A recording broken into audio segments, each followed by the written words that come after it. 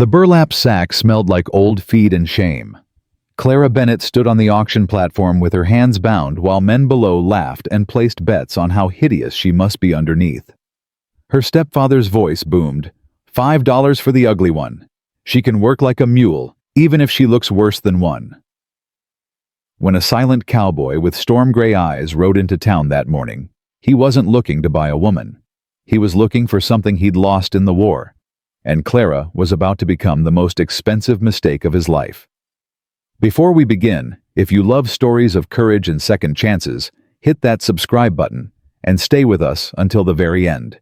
Drop a comment telling us what city you're watching from. I want to see how far this story travels.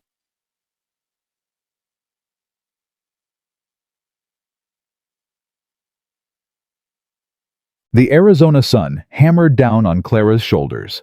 She'd been standing on this platform for 20 minutes, and her legs were starting to shake. Do I hear $5? Marcus Bennett wiped his neck.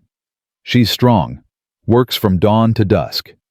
That's 'cause nobody wants to look at her, someone yelled. The crowd laughed. Clara's hands curled into fists inside the rope binding her wrists. Through the two small holes in the burlap sack, she could see maybe 30 people gathered in the town square. 30 people watching her get sold like livestock. What's wrong with her face? A shopkeeper called out. Fire, 5 years back. Marcus spat into the dust. But her hands work fine. A woman whispered loudly, I heard she was pretty once. Well, she ain't now. Clara's throat went tight. She wanted to scream that she was standing right there, that she could hear every word. But she'd learned that lesson. Speaking only made the cruelty sharper. $4. Silas Crow raised his hand. He ran the saloon.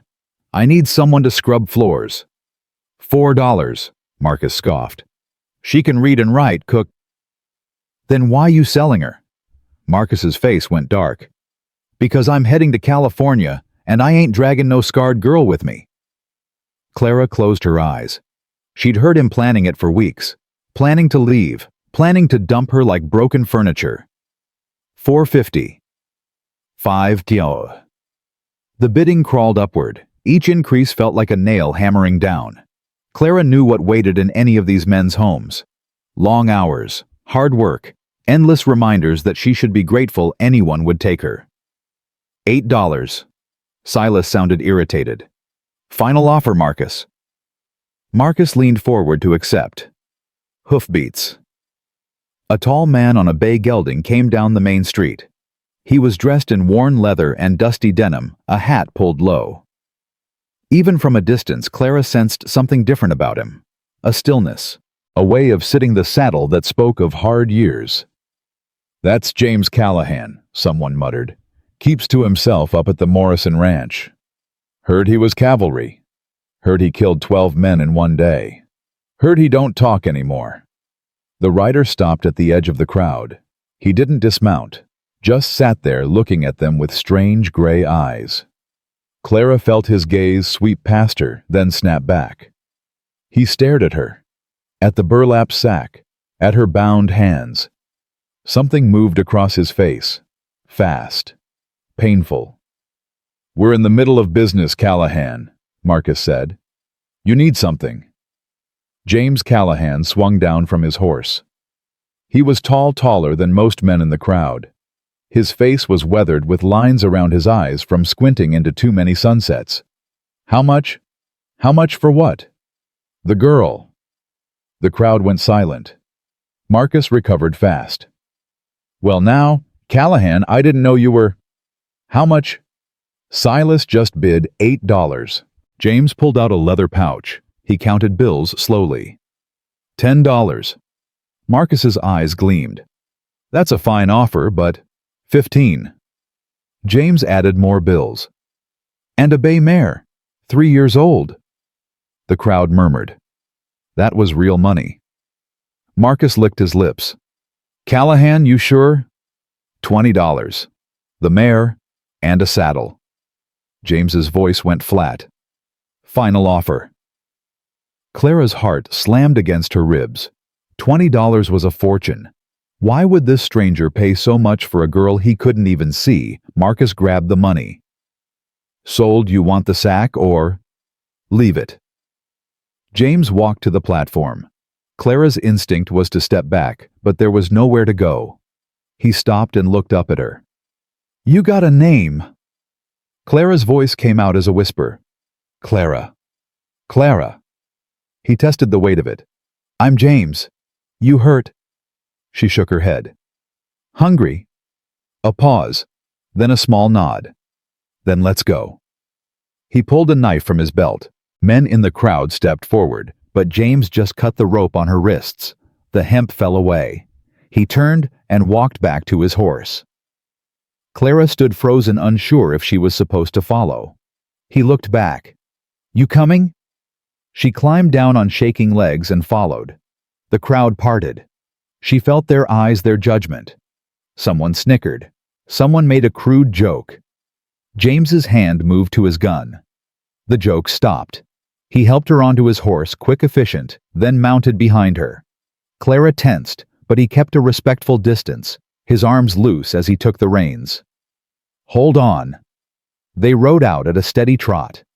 Clara watched the buildings fade, watched Marcus counting his money, watched the crowd already moving on. She was forgotten. The land opened up around them, red rock and scrub brush, distant mesas purple against the sky.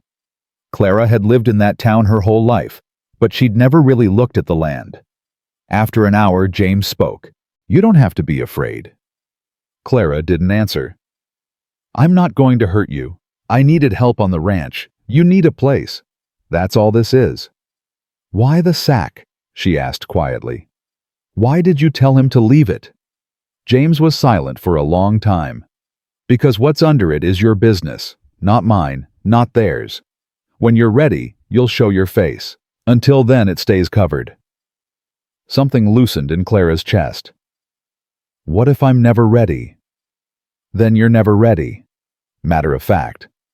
I've got plenty of work that doesn't require pretty, just capable. They rode in silence. The sun sank lower. Clara found herself relaxing into the horse's rhythm, into this strange man's presence. He hadn't touched her wrong, hadn't demanded anything, hadn't asked to see her face. She didn't trust it yet, but for the first time in 5 years, she felt something other than despair. The ranch appeared over a low rise. Small house, barn, corrals. Beyond them, pasture where cattle grazed in evening light. Simple, but well kept. James dismounted and helped her down. Barn's through there, house here. You get the back room locks from inside. I sleep in front. Clara nodded. Kitchen's got food. Help yourself. Pumps out back for washing. He paused. You know animals? Some. My mother had chickens. Good. I've got chickens, 2 cows, 30 head of cattle. Horses in the corral. They need tending. He looked at her directly. You work hard, you earn your keep. You eat well, you have a roof. Nobody here mocks you or hurts you. That's my promise. Why? The question came out before she could stop it. Why would you do this? Something flickered in his eyes. Old. Painful. Because I know what it's like to be sold. And I know what happens when nobody gives you a second chance. He turned toward the house. Get settled. We start at dawn. That night, Clara lay in the small back room. She could hear James moving around in front, quiet, economical sounds. Eventually, they stopped. She sat up and slowly removed the burlap sack. The room was dark, but she didn't need light. She knew what was there. The scarred tissue covering the left side of her face from temple to jaw. The puckered skin pulling her mouth slightly down. The place where her eyebrow no longer grew. She'd been 12 when it happened. Kitchen fire that spread too fast. Her mother pulled her out, but not before the flames marked her forever. Before the fire people said she was pretty. After they looked away. Clara ran her fingers over the familiar ridges. For 5 years she'd hidden. For 5 years she'd believed what they told her, that she was ugly, unmarriageable, worthless, except for her working hands. But James Callahan paid $20 a mare and a saddle. and he told Marcus to leave the sack on. Clara didn't know what that meant, but as she lay back in the darkness, she felt something she hadn't felt in years. She felt like maybe she was worth more than $8 and a scrubbing job. That small feeling was enough to let her sleep. The rooster crowed before dawn. Clara was already awake, dressed with the sack secured over her head. When she came out, James was setting out coffee and bread. "Morning?" "Morning." They ate in silence. When James stood, he carried his plate to the basin. "Cows need milking. Chickens need feeding.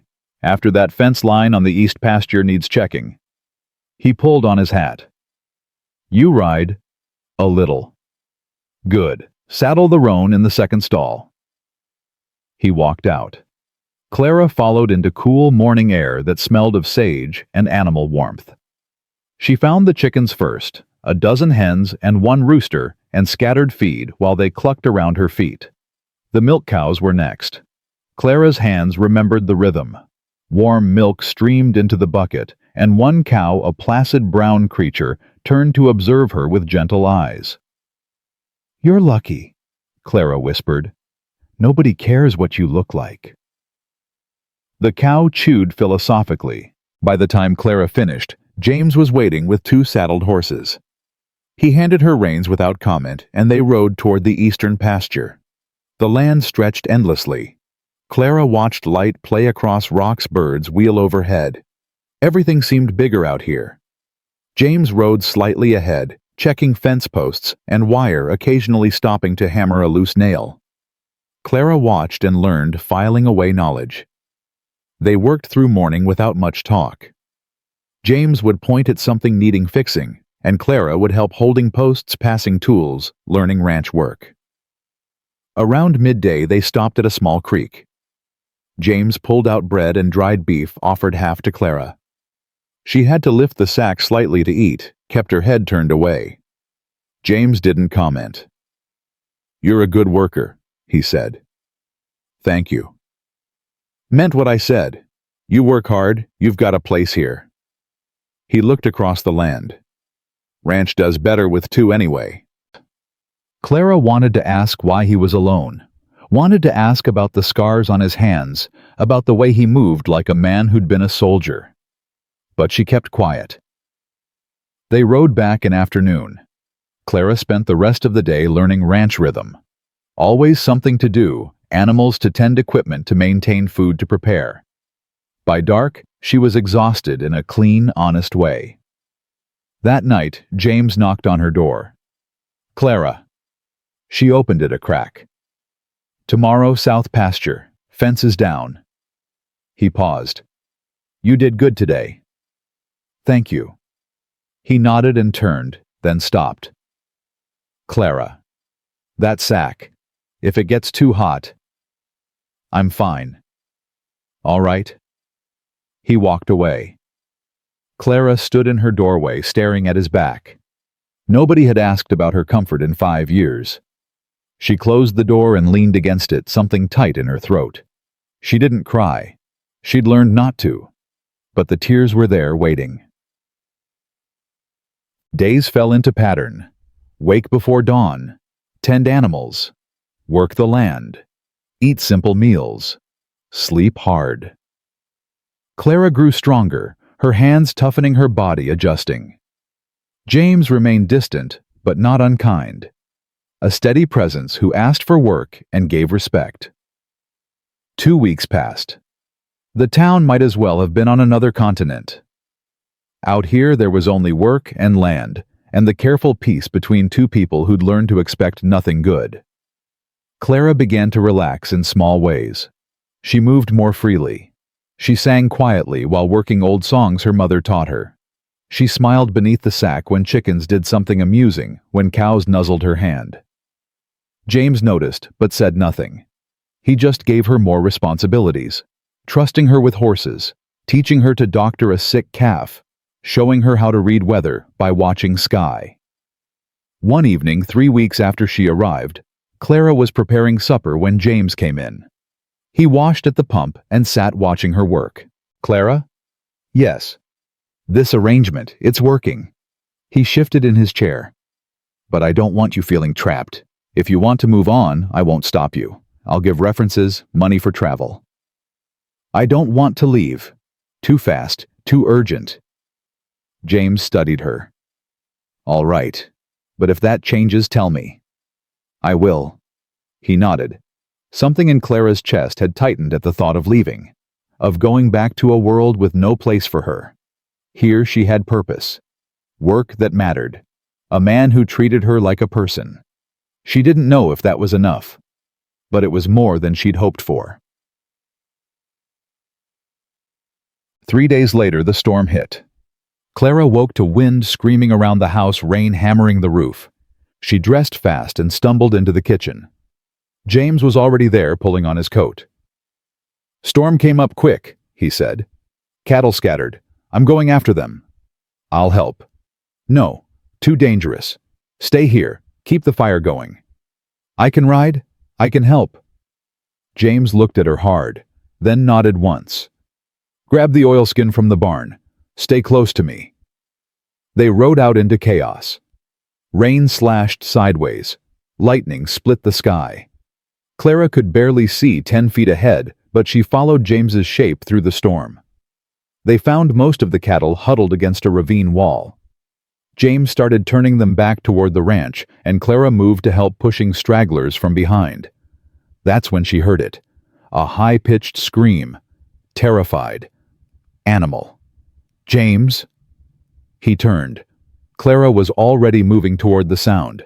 She found the source, near a collapsed section of fence, a young colt, maybe 6 months old, trapped under a fallen post.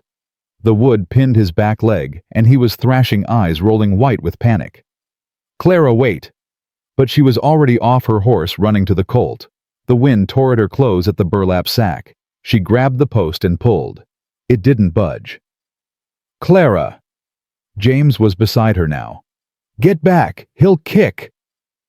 The colt's hoof caught Clara in the shoulder, spinning her around. She fell hard, her head cracking against a rock. The world tilted. Rain pounded her face, and then she felt it, cold air on her skin. Wrong. Exposed. The burlap sack had torn. Half of it hung loose, flapping in the wind. Her scarred face was bare to the storm, to the lightning, to James Callahan's eyes. She looked up at him through the rain and the blood running from her temple. He stared down at her, and his face went absolutely still. Not with disgust, not with horror, with something else entirely, something that looked almost like recognition. Your face, he said quietly, though the storm screamed around them. I've seen... The colt screamed again. James snapped back to the moment, moved to the post. Help me lift on 3. Clara scrambled up, dizzy, one hand trying to hold the torn sack in place. Together they heaved. The post rose just enough. The colt scrambled free and bolted into the darkness. Come on! James grabbed Clara's arm and pulled her toward the horses. They mounted and rode hard for the ranch. By the time they reached the barn, the storm was starting to break. James helped Clara down, his hands steady on her arms. Rain still poured, and Clara's torn sack hung in wet shreds around her neck. Inside, James said. You're bleeding. I'm fine. Inside. Now. His voice had that flat quality again, the one that didn't argue. They went into the house. James lit a lamp with shaking hands, the first sign Clara had seen that he was rattled. He pulled out a clean cloth and a bottle of whiskey. Sit. Clara sat at the table. Her hands moved automatically to the torn sack, trying to hold it in place over her scarred side. James knelt in front of her. Let me see. No. Clara, you're bleeding. Let me see. No. Her voice cracked. Please, don't. I already saw. His voice was gentle. In the storm, I saw your face. Clara's hands dropped. The torn sack fell away completely. She sat there with her scars exposed in lamplight, the raised tissue, the pulled skin, the face she'd hidden for 5 years. James looked at her for a long moment. Then he reached out and touched her scarred cheek. Not with pity, not with revulsion, with something that looked like wonder. I knew a girl once, he said quietly. In Virginia, before the war. She had a smile that could light up a whole room, laughed like music, lived on the farm next to ours. Clara's breath caught. She had a younger sister, maybe 12 years old. Used to follow us around, always asking questions, always getting into trouble. His thumb traced along Clara's scarred jawline. The little sister's name was Clara Bennett. The world stopped. The house caught fire. James continued, his voice rough. I was already gone to war by then. Heard about it in a letter. Heard the little girl got burned trying to save her mama. Heard she survived but was scarred bad. His gray eyes met hers. Heard the family moved west after the mother died. Clara couldn't breathe, couldn't think. You're James Callahan. Used to be James Connor before I took my mother's maiden name after the war. He smiled, sad and broken. I knew your sister Clara. I was going to marry her. Sarah, Clara whispered. Her name was Sarah. Sarah. He said it like a prayer. She died of fever, the letter said. Year after your mother. She did. Clara's eyes filled with tears. She talked about you until the end. About James Connor who went to war. Who was going to come back and marry her and take her to see the ocean. James's hand dropped. He sat back hard like she'd hit him. I didn't come back in time, he said. Got captured. Spent 2 years in a prison camp. By the time I got out, I went to your farm and found nothing. Burned foundations. Neighbors said the family moved west. Said Sarah died. He looked at the floor. I didn't even know you'd survived. Last time I saw you, you were 12 years old with pigtails and a face full of freckles. Clara started crying. Really crying for the first time in years. You bought me at that auction. You paid $20 for your dead fiancé's little sister. I didn't know it was you. His voice cracked. How could I know? The sack the name Bennett instead of Connor. The town I just saw a girl being sold like an animal, and something in me I couldn't watch it happen. Couldn't watch another person get destroyed. They sat in silence. Rain drummed on the roof. The lamp flickered. Sarah made me promise, Clara finally said. Before she died. She made me promise to live. To find something good in the world. To not let the scars be the only thing about me. She looked at James through tears. I didn't keep that promise very well.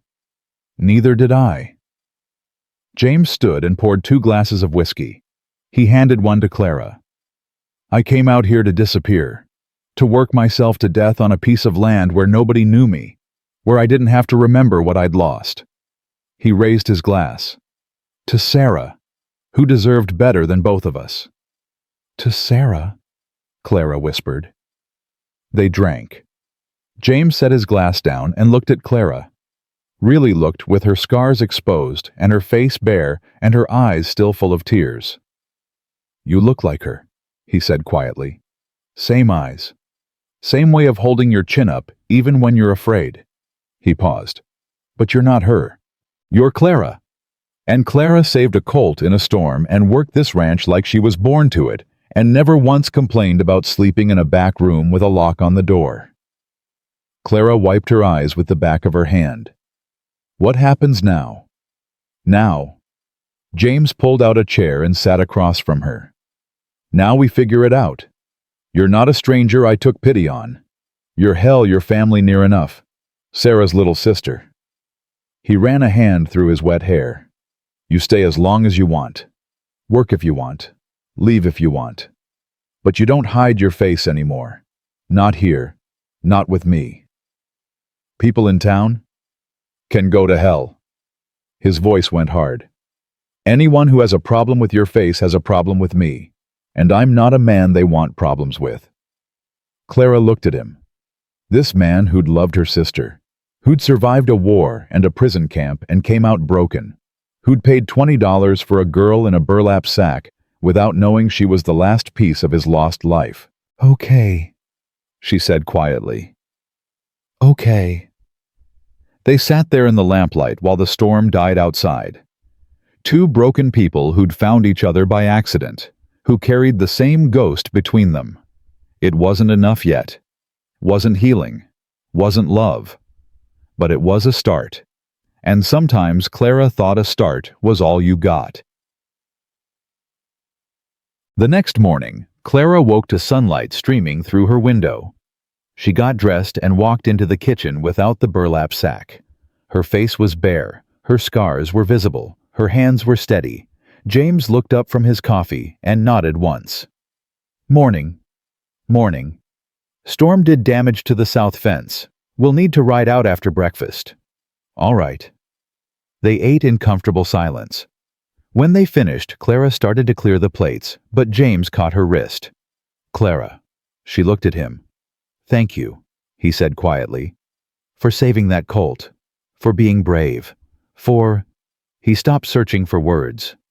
"For being Sarah's sister, for being you." Clara's throat went tight. "Thank you for seeing me. For all of it." He nodded and released her wrist. "Let's go fix that fence." They walked out into morning sun. The storm had washed everything clean, and the air smelled of wet sage and new grass. Clara turned her face up to the light and felt it warm on her scars. She was done hiding. Whatever came next, whether it was healing or heartbreak or something in between, she would face it with her eyes open and her chin up. Just like she'd promised Sarah. Just like James had taught her, without even meaning to. The ranch stretched out before them, and Clara mounted her horse with steady hands. They had work to do. Fences to fix. Cattle to tend. A life to build from broken pieces. But as they rode out across the land, Clara felt something she hadn't felt in 5 years. She felt free.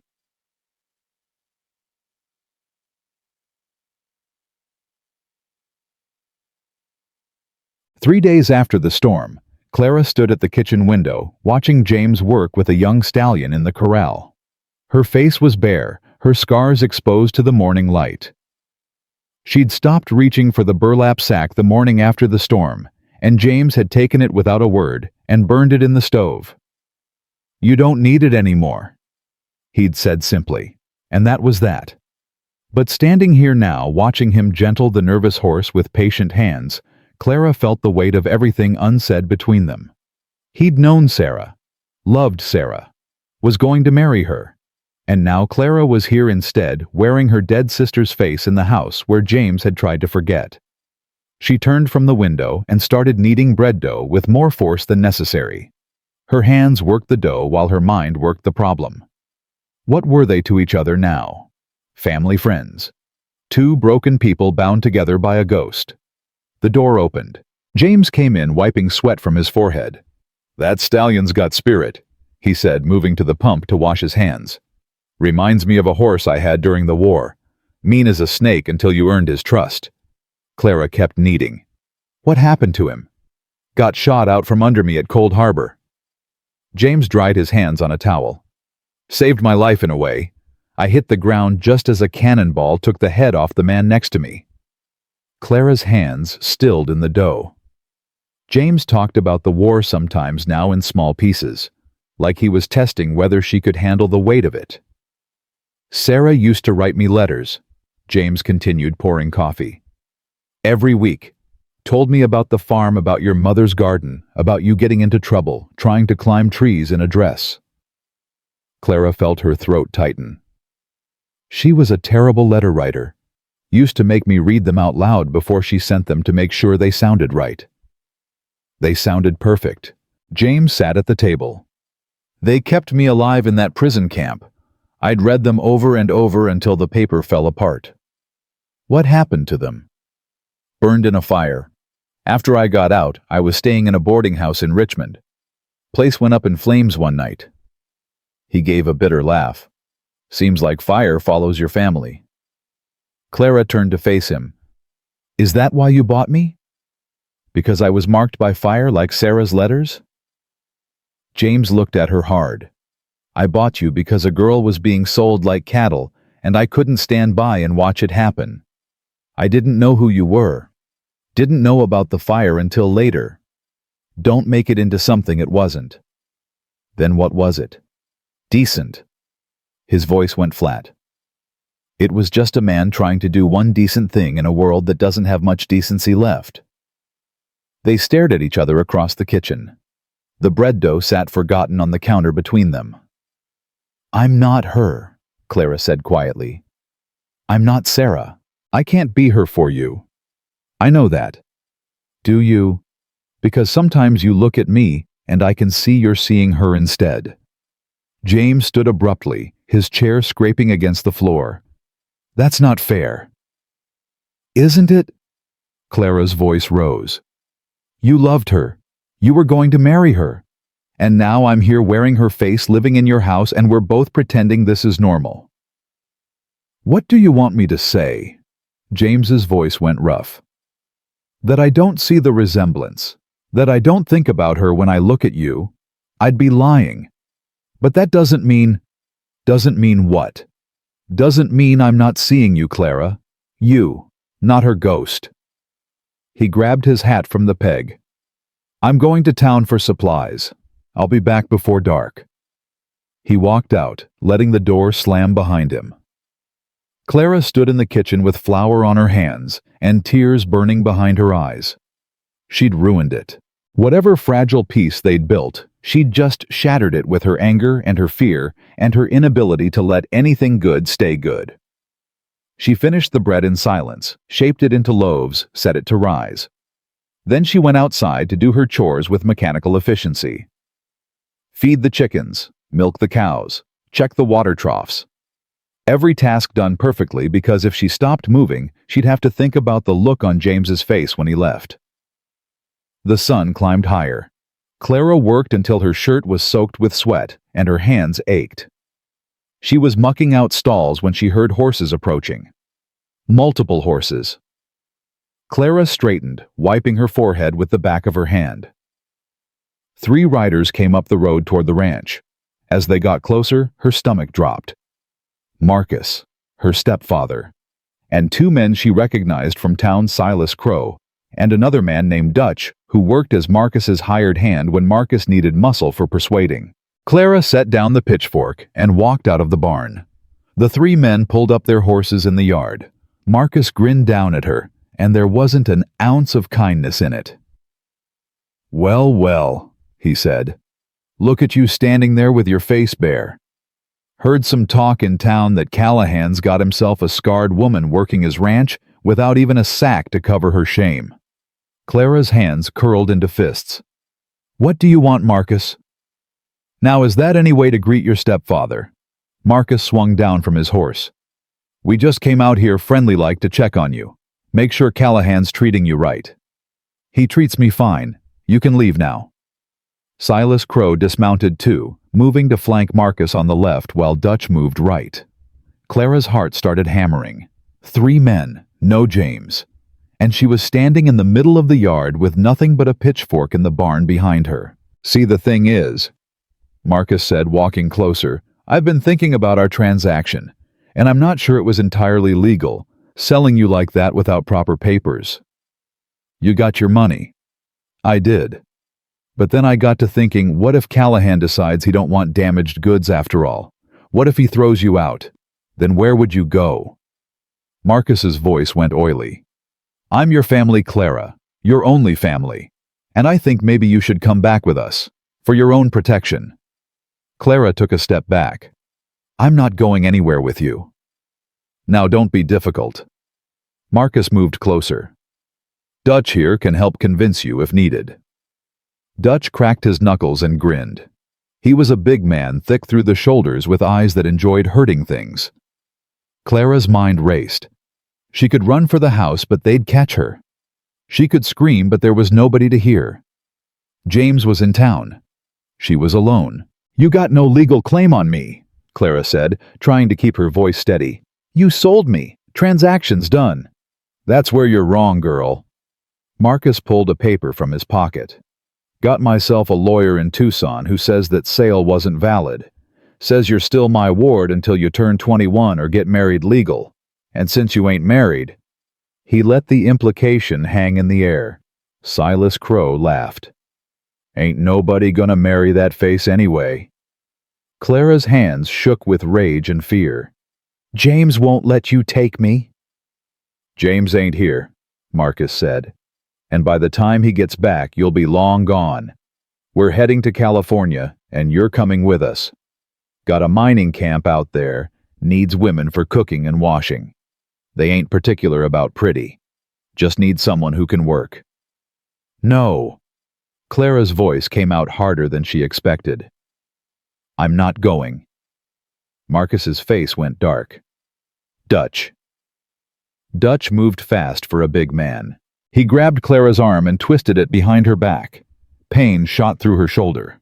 She tried to pull away, but his grip was iron. "Let me go."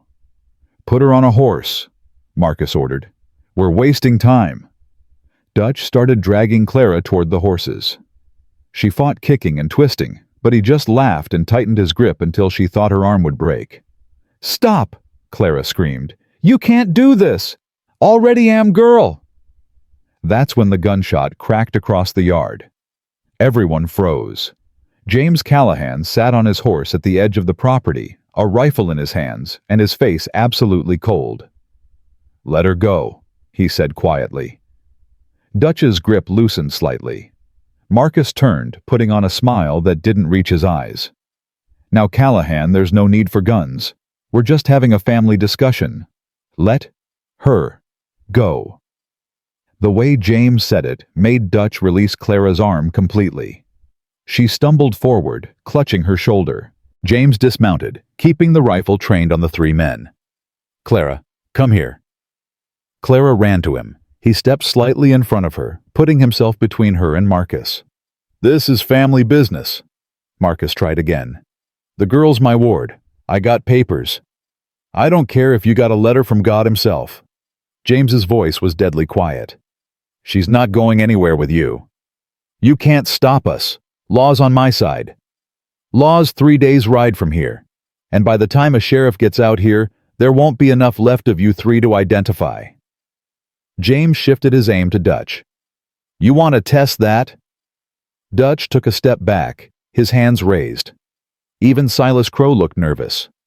James Callahan had a reputation, and that reputation involved a lot of dead men from the war.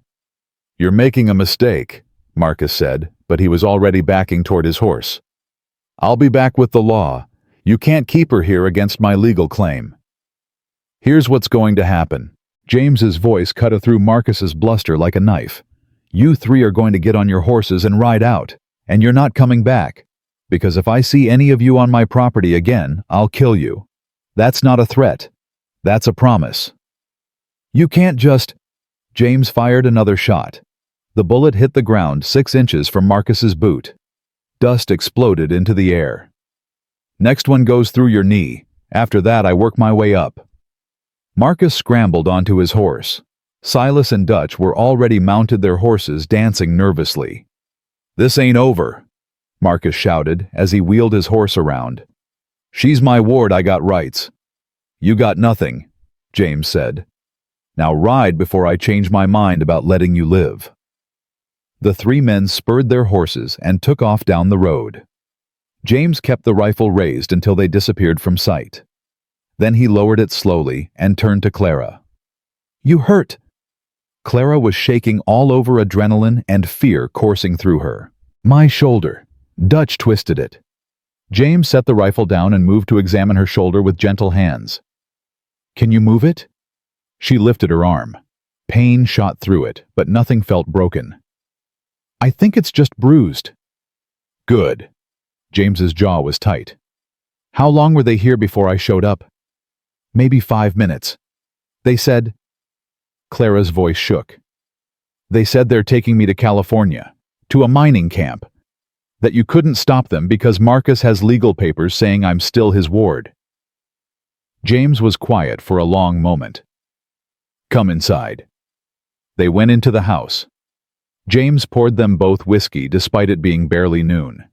Clara's hands shook so badly she had to use both to hold the glass. "They'll come back," she said. "Marcus doesn't give up when there's money involved. If he can sell me to a mining camp, he's not selling you anywhere. But the papers? Papers don't mean much out here. especially not when they're probably fake. James drank his whiskey in one swallow. But you're right, he'll come back, probably with more men next time, or with a sheriff he's bribed.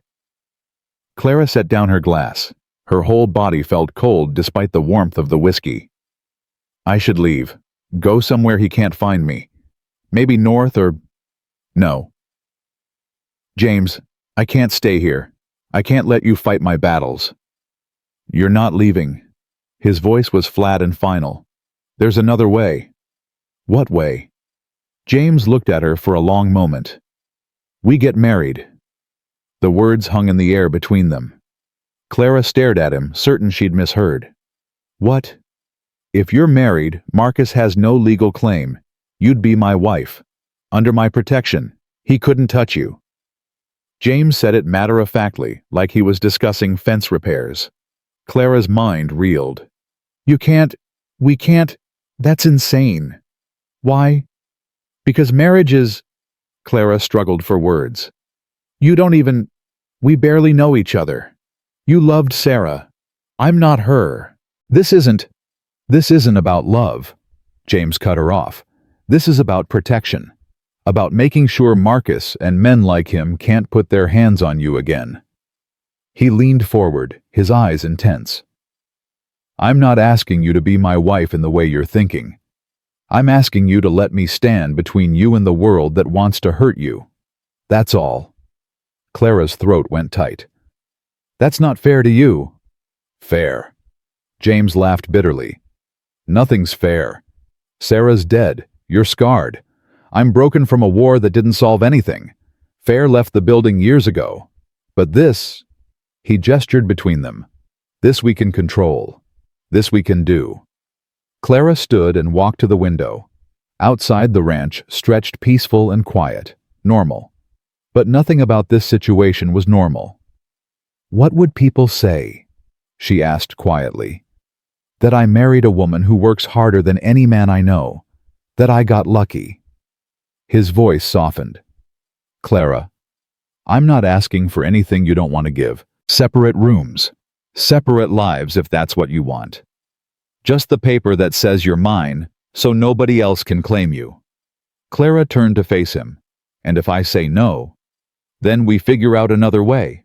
But this is the fastest solution. We can ride to town tomorrow, find a preacher, have it done by noon. James stood. Think about it. But don't take too long. Marcus is going to regroup and come back with reinforcements. I'd rather have the legal paperwork in place before that happens. He walked out, leaving Clara alone with her thoughts and her fears, and the impossible decision he'd just laid at her feet. Marry James Callahan, the man who loved her dead sister, the man who'd saved her from an auction and given her a home and looked at her scars without flinching. The man who was offering her protection in the only way the law would recognize. Clara pressed her forehead against the window glass and closed her eyes. Sarah, she thought. What would you want me to do? But Sarah was dead and couldn't answer. Clara was alive, and the decision was hers alone. That night, Clara lay in her bed staring at the ceiling. Through the wall, she could hear James moving around in his room. She'd barely spoken to him through dinner, just passed him bread, and accepted his quiet, "Thank you," before retreating to wash dishes in silence. The truth was, she was terrified, not of James, but of what marriage meant. Even a marriage of convenience carried weight. Obligations, expectations. What if he changed his mind later? What if he decided he wanted more than a piece of paper between them? But the alternative was worse. Running again. Hiding again. Looking over her shoulder for Marcus or the next man who decided she was property to be claimed. Clara touched her scarred cheek and thought about the girl she used to be. Before the fire, before the hiding. That girl would have been excited about marriage, about wearing a pretty dress and promising forever to someone who loved her. But that girl died in the fire. The woman who survived was harder, smarter, more afraid. And maybe Clara thought that woman was smart enough to take what James was offering. Protection, partnership, a life where she didn't have to be alone. She got up and walked to her door, opened it, crossed the narrow hallway and knocked on James's door. Come in. James was sitting on his bed cleaning his rifle by lamplight. He looked up when she entered, his expression carefully neutral. "I'll do it," Clara said. "I'll marry you." James set down the rifle. "You're sure?" "No, but I don't have better options." She wrapped her arms around herself. "But I need to know something first." "What?" "Why are you really doing this? And don't tell me it's just about being decent. You could have given me money and sent me away. You could have fought Marcus without marrying me. So why?" James was quiet for a long moment. "You remember what I said about that prison camp?" Clara nodded. 2 years I was there. 2 years of starving and watching men die and thinking every day might be my last." His voice went rough. "Sarah's letters kept me alive. The idea of her, of coming home and having something good waiting." He looked at Clara. "When I finally got out and learned she was dead, I didn't want to live anymore. Couldn't see the point. So I came out here to this ranch and worked myself half to death trying to forget. And then I showed up. And then you showed up." James smiled slightly. "Sarah's little sister. The last piece of the life I lost. And I realized maybe I didn't come out here to die. Maybe I came here to find something worth staying alive for." Clara's eyes filled with tears. "I'm not her." "I know. But your family. And maybe that's enough." James stood. "We'll ride to town tomorrow. Find a preacher. Get it done quick and legal. Then Marcus can go to hell with his fake papers and his claims." Clara nodded, not trusting her voice. "Get some sleep," James said. "Tomorrow's going to be a long day." Clara went back to her room and lay down. But sleep didn't come for a long time. She lay there thinking about Sarah and James and the strange twist of fate that had brought her here. To this ranch. To this man. To this impossible decision that somehow felt like the only right choice. Tomorrow, she'd become Clara Callahan, Mrs. James Callahan. A married woman with a husband who loved a ghost and scars that would never heal. But she'd be safe, protected. And maybe in time they'd figure out how to be something more than two broken people held together by a piece of paper and a dead woman's memory. The dawn came cold and clear. Clara dressed in her best dress, which wasn't saying much, and braided her hair carefully. Her reflection in the small mirror showed the scars clearly.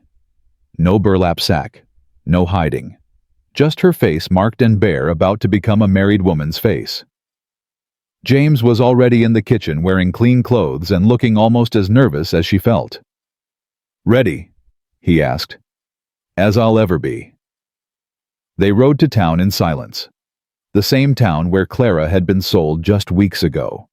The same streets where people had laughed and mocked and placed bets on how ugly she must be. Clara kept her chin up and her eyes forward as they passed people on the street. She saw the stares, heard the whispers. Let them look. Let them whisper. She was about to become James Callahan's wife, and that meant something out here. The church was small and white, sitting at the edge of town. James tied the horses and helped Clara down. His hand was steady on her arm as they walked up the steps. The preacher was an old man named Reverend Walsh, who'd seen too many frontier weddings to be surprised by anything. He looked at Clara's scars and James's hard face and asked no questions. "You both understand what you're entering into?" he asked. "Yes," James said. "Clara." Clara took a breath. "Yes." "Any objections to this union?" Silence. "Then let's begin." The ceremony was short and simple. The words washed over Clara like water: love, honor, cherish until death. She repeated them in a voice that didn't shake. James slid a plain silver band on her finger. When had he gotten that, and spoke his vows in that flat, steady tone that gave nothing away. "I now pronounce you man and wife. You may kiss your bride." James looked at Clara. She looked back. For a moment neither moved. Then James leaned forward and kissed her forehead. Gentle, respectful, nothing more. "Thank you," he whispered, so quiet only she could hear. They signed the papers. Reverend Walsh recorded the marriage in his book. And just like that, Clara Bennett ceased to exist.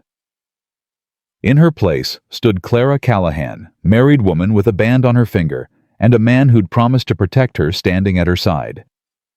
They walked out into sunlight. James helped her onto her horse and mounted his own. "We should stop at the general store," he said. "Let people know. Make it official." Clara nodded. The sooner word spread, the sooner Marcus would learn he'd lost his claim. They rode to the general store where half the town seemed to gather for gossip. James dismounted and came around to help Clara down. Then he did something unexpected. He took her hand, held it, walked into that store with Clara's scarred hand held firmly in his own, where everyone could see. The store went quiet. Every eye turned to them. "Afternoon," James said calmly. "Just wanted to let folks know that Clara and I got married this morning. She's Mrs. Callahan now. Thought people should know." The silence stretched. Then Mrs. Henderson, the storekeeper's wife, stepped forward. "Well, congratulations," she said carefully. "That's wonderful news." Other voices joined in. "Congratulations. Best wishes." The words sounded hollow, but they were spoken. Clara stood there with James's hand warm around hers, and felt the town acknowledging what they'd become. They bought supplies, flour, coffee sugar, and loaded them onto the horses. James kept Clara close the whole time, his presence a steady wall between her and the curious stares. As they were leaving, Silas Crow stepped out of the saloon. "Heard you got hitched, Callahan," he called. "Guess that means Marcus lost his claim." "That's right," James said. "Shame. He was offering good money for her return." Silas grinned nastily. "Course now you're stuck with that face looking at you across the breakfast table every morning. Hope the legal protection's worth it." James's hand moved to his gun. Clara tightened her grip on his arm. "He's not worth it," she said quietly. James looked at her, then back at Silas. "My wife's right. You're not worth the bullet." He turned to Clara. "Let's go home." "My wife." He'd said it like he meant it. They rode back to the ranch as the sun started its afternoon descent. Neither spoke much, but the silence felt different now, weighted with new meaning. When they reached the ranch, James helped Clara down and started unloading supplies. Clara moved to help, and they worked side by side, putting things away. "I'll sleep in the barn tonight," James said suddenly. "Give you space. Let you adjust." Clara paused, a bag of flour in her hands. "This is your house." "It's our house now, and I don't want you feeling uncomfortable." He set down a box of coffee. "Clara, this marriage, I meant what I said. I'm not expecting anything from you. The paper protects you. That's all it needs to do." Clara looked at this man who'd bought her, saved her, married her all while asking for nothing in return, who held her hand in public but offered to sleep in the barn to make her comfortable. "James?" He looked at her. "Thank you," she said. "For everything. For being—" She searched for the word. "For being kind." His face softened slightly. "You're easy to be kind to, Clara Callahan." Clara Callahan, her new name, her new life. She touched the ring on her finger, simple silver already growing warm against her skin. "I'll make us some dinner," she said. "I'll see to the horses." They moved apart to their separate tasks, and Clara realized this was what their marriage would be. Separate, but together. Partners in protection. Two broken people sharing a house and a name, and the quiet understanding that sometimes survival was enough. That night, Clara lay in her bed, still her bed in her room, and listened to James moving around the house. Not the barn. He hadn't gone to the barn. Just to his own room as always. The ring felt strange on her finger. Heavy. Real. She was married. To a man who loved a ghost. In a house built on broken promises and second chances. Clara closed her eyes and thought about Sarah. About the sister who'd made her promise to live. To find something good. Maybe this was it. Maybe good didn't have to mean perfect. Maybe it just meant safe and steady, and someone who looked at your scars and saw a person worth protecting. Maybe that was enough. Outside, the night settled over the ranch. Somewhere in the darkness, Marcus was planning his next move. But Clara wasn't afraid anymore.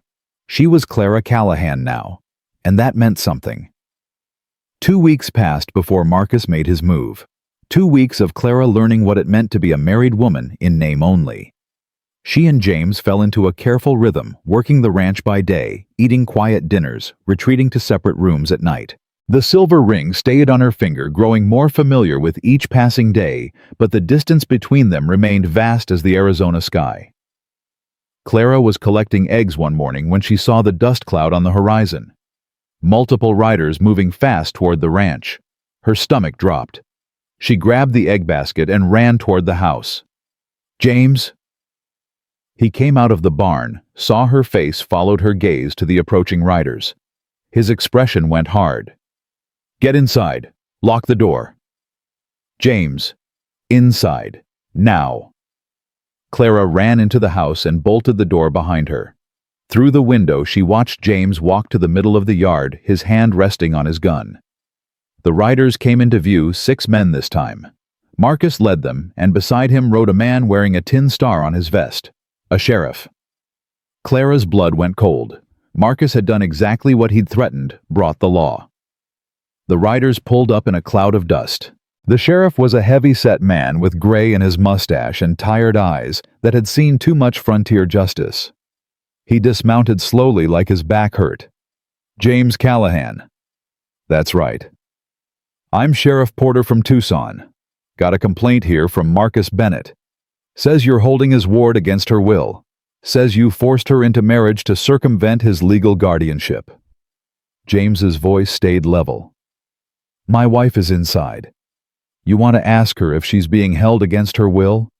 That's exactly what I intend to do." Porter looked at the house. "Mrs. Callahan, can you come out here, please?"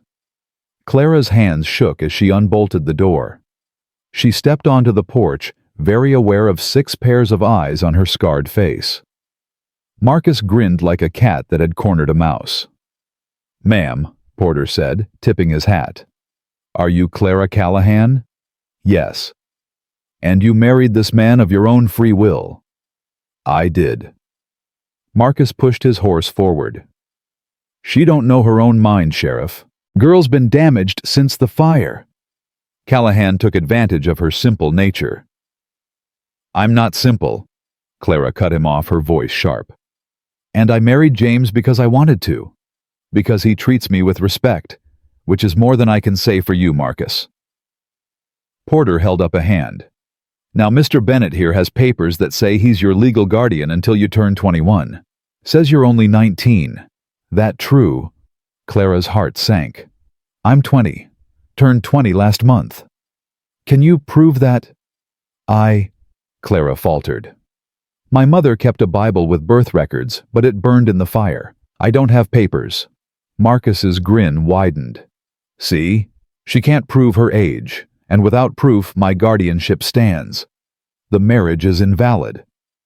Porter looked uncomfortable. "Mr. Callahan, did you know about this guardianship claim when you married her?" "I knew Marcus was trying to sell her into prostitution at a mining camp," James said flatly. "I knew she was scared, and I knew marriage was the fastest way to protect her from men like him. That's a serious accusation." "It's the truth. Ask Clara what Marcus intended to do with her." Porter turned to Clara. "Ma'am." Clara lifted her chin. "He told me I was going to a mining camp in California, to cook and wash for miners. But we all know what happens to women in those camps. That's why I ran to James. That's why I married him." "She's lying." Marcus's face went red. "I was taking her to honest work. This is slander, Sheriff. You going to let them talk about me like this?" "I'm going to sort out the truth," Porter said wearily. He pulled a paper from his coat. "Mr. Bennett's lawyer drew up these documents. They look legitimate to me. Without proof of age, I have to honor the guardianship claim." "You can't," Clara whispered. "Please, I'm 20. I'm a married woman. He has no claim on me." I'm sorry, ma'am, but law is law. Until you can provide documentation of your age, Mr. Bennett's guardianship stands. Porter looked at James. I'm going to have to ask you to let Mrs. Callahan, or Miss Bennett rather, return with her guardian. James's hand moved to his gun. Over my dead body. The four men with Marcus, hired guns by the look of them, shifted in their saddles. Hands moved toward weapons. Porter stepped between them. Now hold on. Nobody needs to die here today. Mr. Callahan, I understand you want to protect your wife, but I've got the law on my side. Don't make this harder than it needs to be. The law, James's voice went dangerous. The law that lets a man sell his stepdaughter into hell because he's got papers. That law, it's not perfect, but it's what we've got. Porter's voice was genuinely regretful. Miss Bennett, you need to gather your things. You're going with your guardian. No. Clara's voice shook but held steady. I won't go. You'll have to drag me. That can be arranged, Marcus said. He nodded to Dutch, who'd been sitting silent on his horse. Get her. Dutch dismounted and started toward the porch. James drew his gun, the sound sharp in the morning air. Take another step, and I'll drop you where you stand. Dutch froze. The other hired guns drew their weapons. Sheriff Porter's hand went to his own gun. Mr. Callahan, put the weapon down. You're outnumbered 6-1. Don't be a fool. I'd rather be a fool than let her go back to that bastard. Clara's mind raced. 6 armed men against James. He'd die trying to protect her, and then she'd be dragged away anyway. She couldn't let that happen. Couldn't let him die for Sarah's little sister. James, she said quietly, put the gun down. Clara. Please, I'll go with them. Her voice broke. I'll go. The hell you will. If you die trying to save me, then it's all for nothing. Tears burned in Clara's eyes. Please, I can't watch you die. Not for me. Not like this. James stared at her. His gun still raised, his face anguished. Clara saw the moment he broke, the moment he realized she was right. He lowered the gun slowly. Smart choice, Marcus said. Now get your things, girl. We're burning daylight. Clara walked back into the house on legs that barely held her. She grabbed her few possessions, a change of clothes, her mother's silver comb that had survived the fire. Her hands were shaking so badly she could barely tie the bundle together. When she came back out, James was standing rigid in the yard, his hands clenched at his sides. The look on his face nearly broke her. I'm sorry, she whispered as she passed him. I'm so sorry. This isn't over, James said. His voice was low, fierce. I'll find a way. I'll get you back. Marcus laughed. Good luck with that, Callahan. We're leaving Arizona. By tomorrow night we'll be halfway to California and you'll never see her again. Dutch grabbed Clara's arm, his grip bruising. She bit back a cry of pain as he hauled her toward a horse. He lifted her roughly into the saddle, then mounted behind her, his arm clamping around her waist like a vice. Let's ride, Marcus said. They wheeled their horses around. Clara looked back at James standing alone in the yard, his face a mask of fury and helplessness. The silver ring glinted on her finger in the sunlight. Then they were galloping away, and the ranch disappeared behind a rise, and Clara felt something inside her chest rip apart. They rode hard for hours. By the time they stopped to rest, the horses, Clara's body ached from Dutch's rough handling, and her heart ached from the image of James's face burned into her mind. Marcus dismounted and stretched, looking satisfied. Sheriff, appreciate your help back there. Here's the rest of what I owe you. He handed Porter a pouch that jingled with coins. Porter pocketed it without comment. My jurisdiction ends at the county line. You're on your own after that, Bennett. That's all I need. Callahan won't follow once we cross into California. He's got no legal standing there. Marcus turned to Clara. You hear that, girl? Your precious husband can't save you. Nobody can. Clara said nothing. She sat on the horse with Dutch's arm still around her waist and stared at the horizon. Her mind was working, calculating. 6 men, all armed. She had no weapons, no horse of her own, and no idea where she was. Running would be suicide. But maybe suicide was better than what waited in California. They rode until dark, then made camp in a narrow canyon. Marcus posted 2 men on watch while the others built a fire and broke out food. Dutch hauled Clara off the horse and pushed her down near the fire. "Try to run and I'll break your legs," he said pleasantly. "Nothing personal, just business." Clara rubbed her bruised arms and watched the men settle in for the night.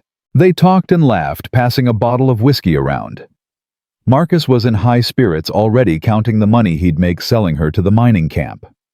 "She'll fetch a good price," he was saying. Even with the scarred face, men get desperate enough in those camps they stop caring about pretty. Silas Crow laughed. "How much you figure?" "Couple hundred, maybe. Plus whatever I can negotiate for monthly fees. Could be steady income for years." Clara's stomach turned. They were discussing her like she was livestock, like she was property with a price tag. She thought about James, about the quiet respect he'd shown her, about the way he'd held her hand in town, and called her his wife like he meant it. She touched the ring on her finger. He'd given her this, had promised to protect her, and she'd told him to let her go. Clara closed her eyes and made a decision. She wasn't going to that mining camp.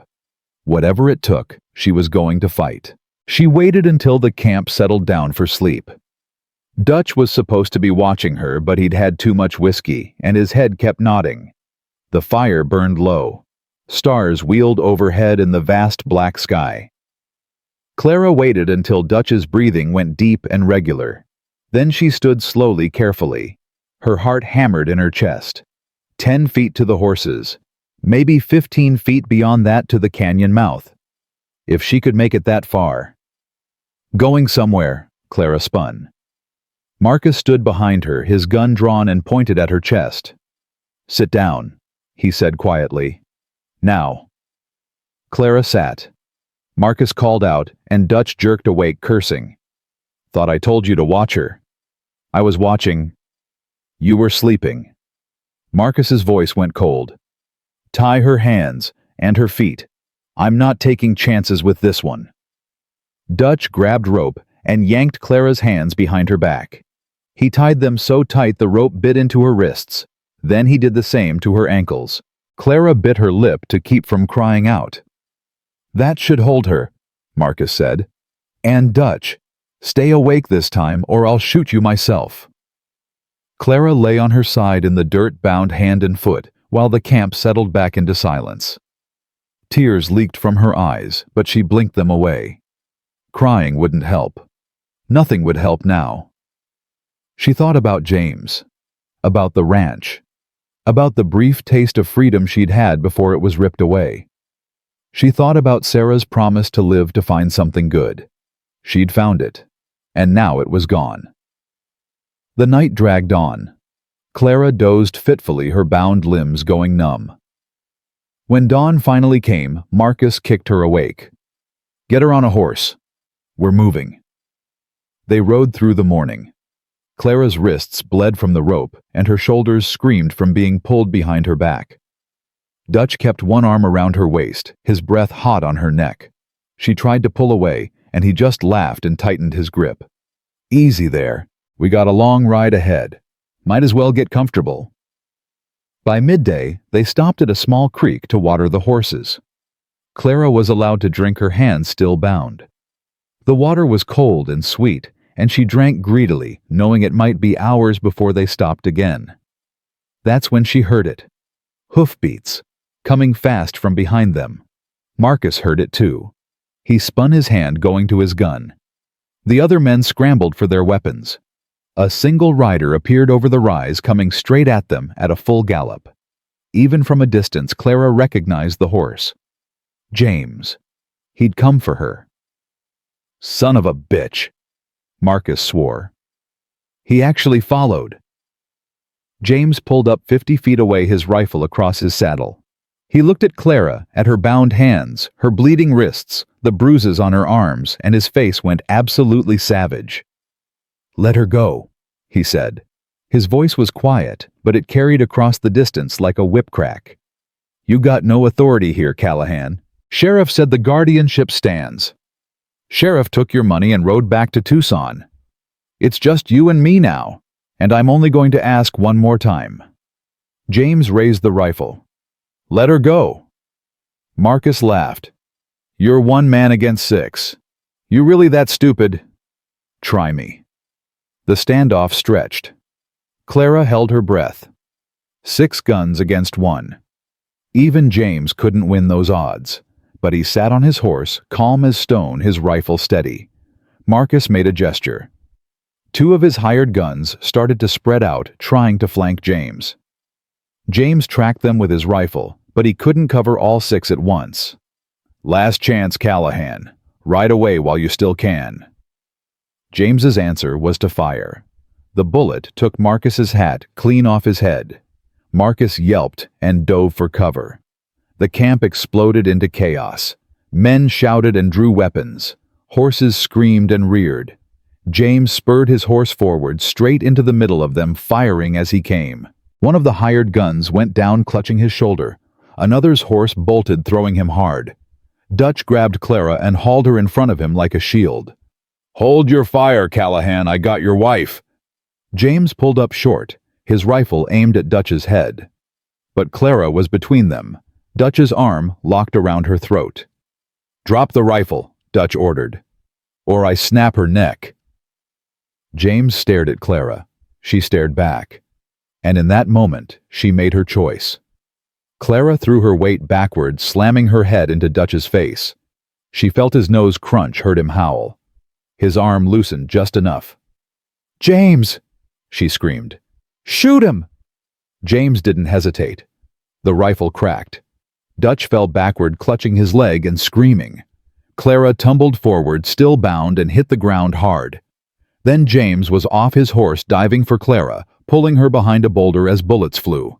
He cut the rope on her wrists with his knife, and blood rushed back into her hands in painful waves. "Can you ride?" he asked, reloading. "Yes." "Then when I say run, you run for my horse and you ride like hell. Don't look back. Don't stop. Just ride." "What about you?" "I'll be right behind you." He squeezed her hand once hard. "Trust me." Clara nodded. James leaned around the boulder and fired twice. Men shouted. Another horse bolted. "Now go!" Clara ran. Her legs were numb. Her hands barely worked, but she ran for James's horse like her life depended on it. Because it did. She reached the horse, grabbed the saddle horn, pulled herself up. The horse danced nervously, but she got control and wheeled him around. James was running toward her, firing over his shoulder. Marcus and the remaining men were firing back bullets, kicking up dirt all around. James reached the horse and swung up behind Clara. "Ride!" Clara kicked the horse hard. They took off at a gallop. James's arms around her bullets, whining past them. The horse stretched out beneath them, running flat out, putting distance between them and Marcus's men. They rode for an hour without stopping. Finally, when Clara's legs were shaking and the horse was lathered with sweat, James called for a halt. They were in rough country, all rocks and ravines with no sign of pursuit. James slid off the horse and helped Clara down. Her legs gave out and he caught her before she fell. "Easy, I've got you." Clara clung to him, shaking all over. "You came. You actually came. Did you think I wouldn't?" His voice was rough. "Clara, I wasn't letting them take you. Not without a fight. You could have been killed. 6 against 1. I've faced worse odds." He pulled back and looked at her wrists, at the raw, bleeding rope burns. His jaw tightened. "What did they do to you?" "Nothing I couldn't survive." Clara tried to smile but felt it waver. "Though Dutch won't be sitting comfortably for a while. You shot him in the leg." "Should have killed him." James said it matter-of-factly. He pulled out a canteen and gently cleaned her wrists, then wrapped them with strips torn from his shirt. "This'll do until we get home." Home. Clara felt tears burn behind her eyes. "Marcus said you had no legal standing, that the guardianship claim would hold in any territory." "Marcus is a liar and a fool." James's voice was hard. I rode to Tucson after you left. Found a judge I know from the war. Told him the whole story. He agreed to look into Bennett's papers. And they're forgeries. Complete fabrication. Marcus never filed proper guardianship papers after your mother died. He just assumed nobody would check. James pulled out a folded document from inside his coat. This is a court order declaring you legally emancipated and confirming our marriage as valid. Marcus has no claim on you. Never did. Clara stared at the paper, said, when did you? I rode all night to Tucson, got the judge out of bed. He owed me a favor from the war, and he paid it back. James folded the paper carefully and put it away. Then I tracked you. Wasn't hard 6 men and 1 woman leave a clear trail. You did all that for me. You're my wife, Clara. Of course I did.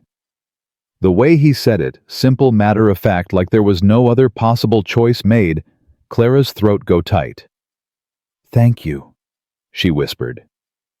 James cupped her scarred cheek with his rough, gentle hand. You don't have to thank me for protecting what's mine. They stood there in the Arizona wilderness, 2 broken people who'd found each other through fire and lies, and the ghost of a woman they'd both loved. The sun beat down, and somewhere behind them, Marcus Bennett was regrouping with his hired guns. But for this moment, Clara felt safe. We should keep moving, James said. They'll follow when they regroup. Let them. Clara's voice was harder than she expected. I'm done running, done hiding, done being afraid. James smiled a real smile, rare and beautiful. That's my girl. They mounted up and rode toward home, toward the ranch, toward whatever came next, because Clara Callahan wasn't a victim anymore. She was a woman who'd survived fire and auction blocks and kidnapping, a woman who'd fought back when it mattered, a woman who'd chosen her own path, and she'd chosen James, not because she had to, not because she had no options, but because somewhere along the way, this marriage of convenience had become something else entirely. Something worth fighting for. Something worth keeping. The ranch appeared on the horizon as the sun was setting. Clara had never been so happy to see any place in her life. They rode into the yard and James helped her down, his hand steady on her waist. Go inside and rest. I'll see to the horse. But Clara didn't move. She stood there looking at him. This man who'd risked everything for her, who'd faced down 6 armed men without hesitation, who'd called her his wife, like he meant it. James, he turned. I need to tell you something. What? Clara took a breath.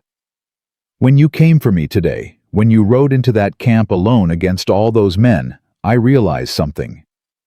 What's that? I'm not doing this just for protection anymore. This marriage. This us. She gestured between them. I want it to be real, if you'll have me, scars and all. James went very still. Clara, you don't have to. I know I don't have to. I want to. She stepped closer. I know I'm not Sarah. I know I'll never be her. But maybe I can be something else. Something new.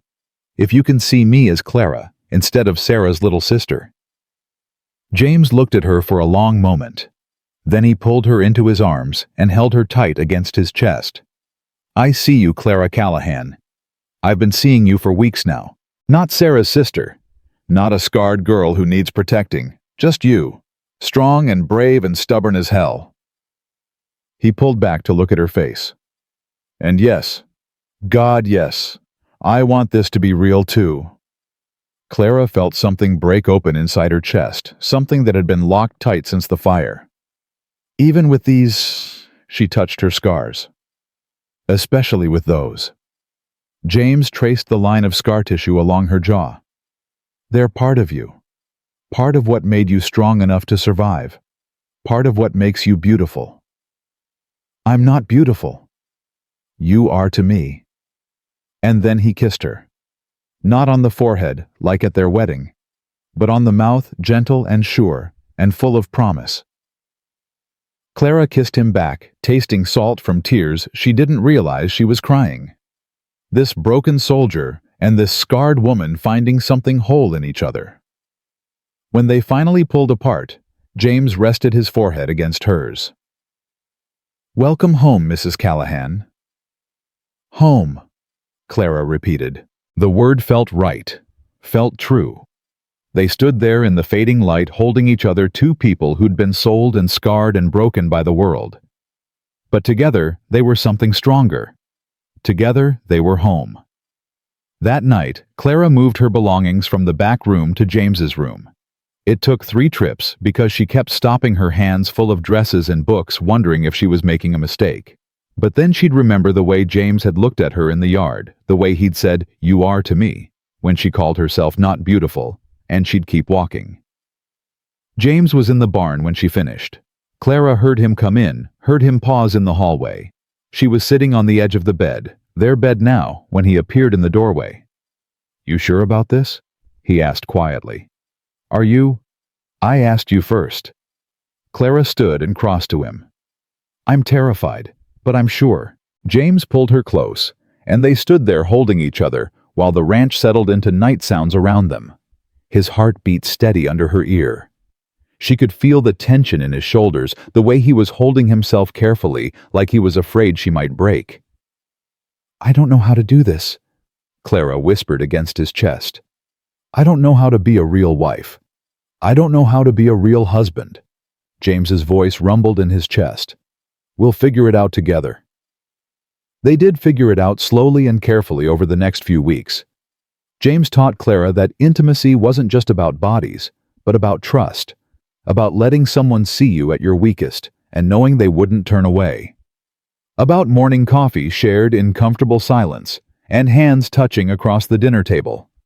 About falling asleep next to someone and waking to find them still there.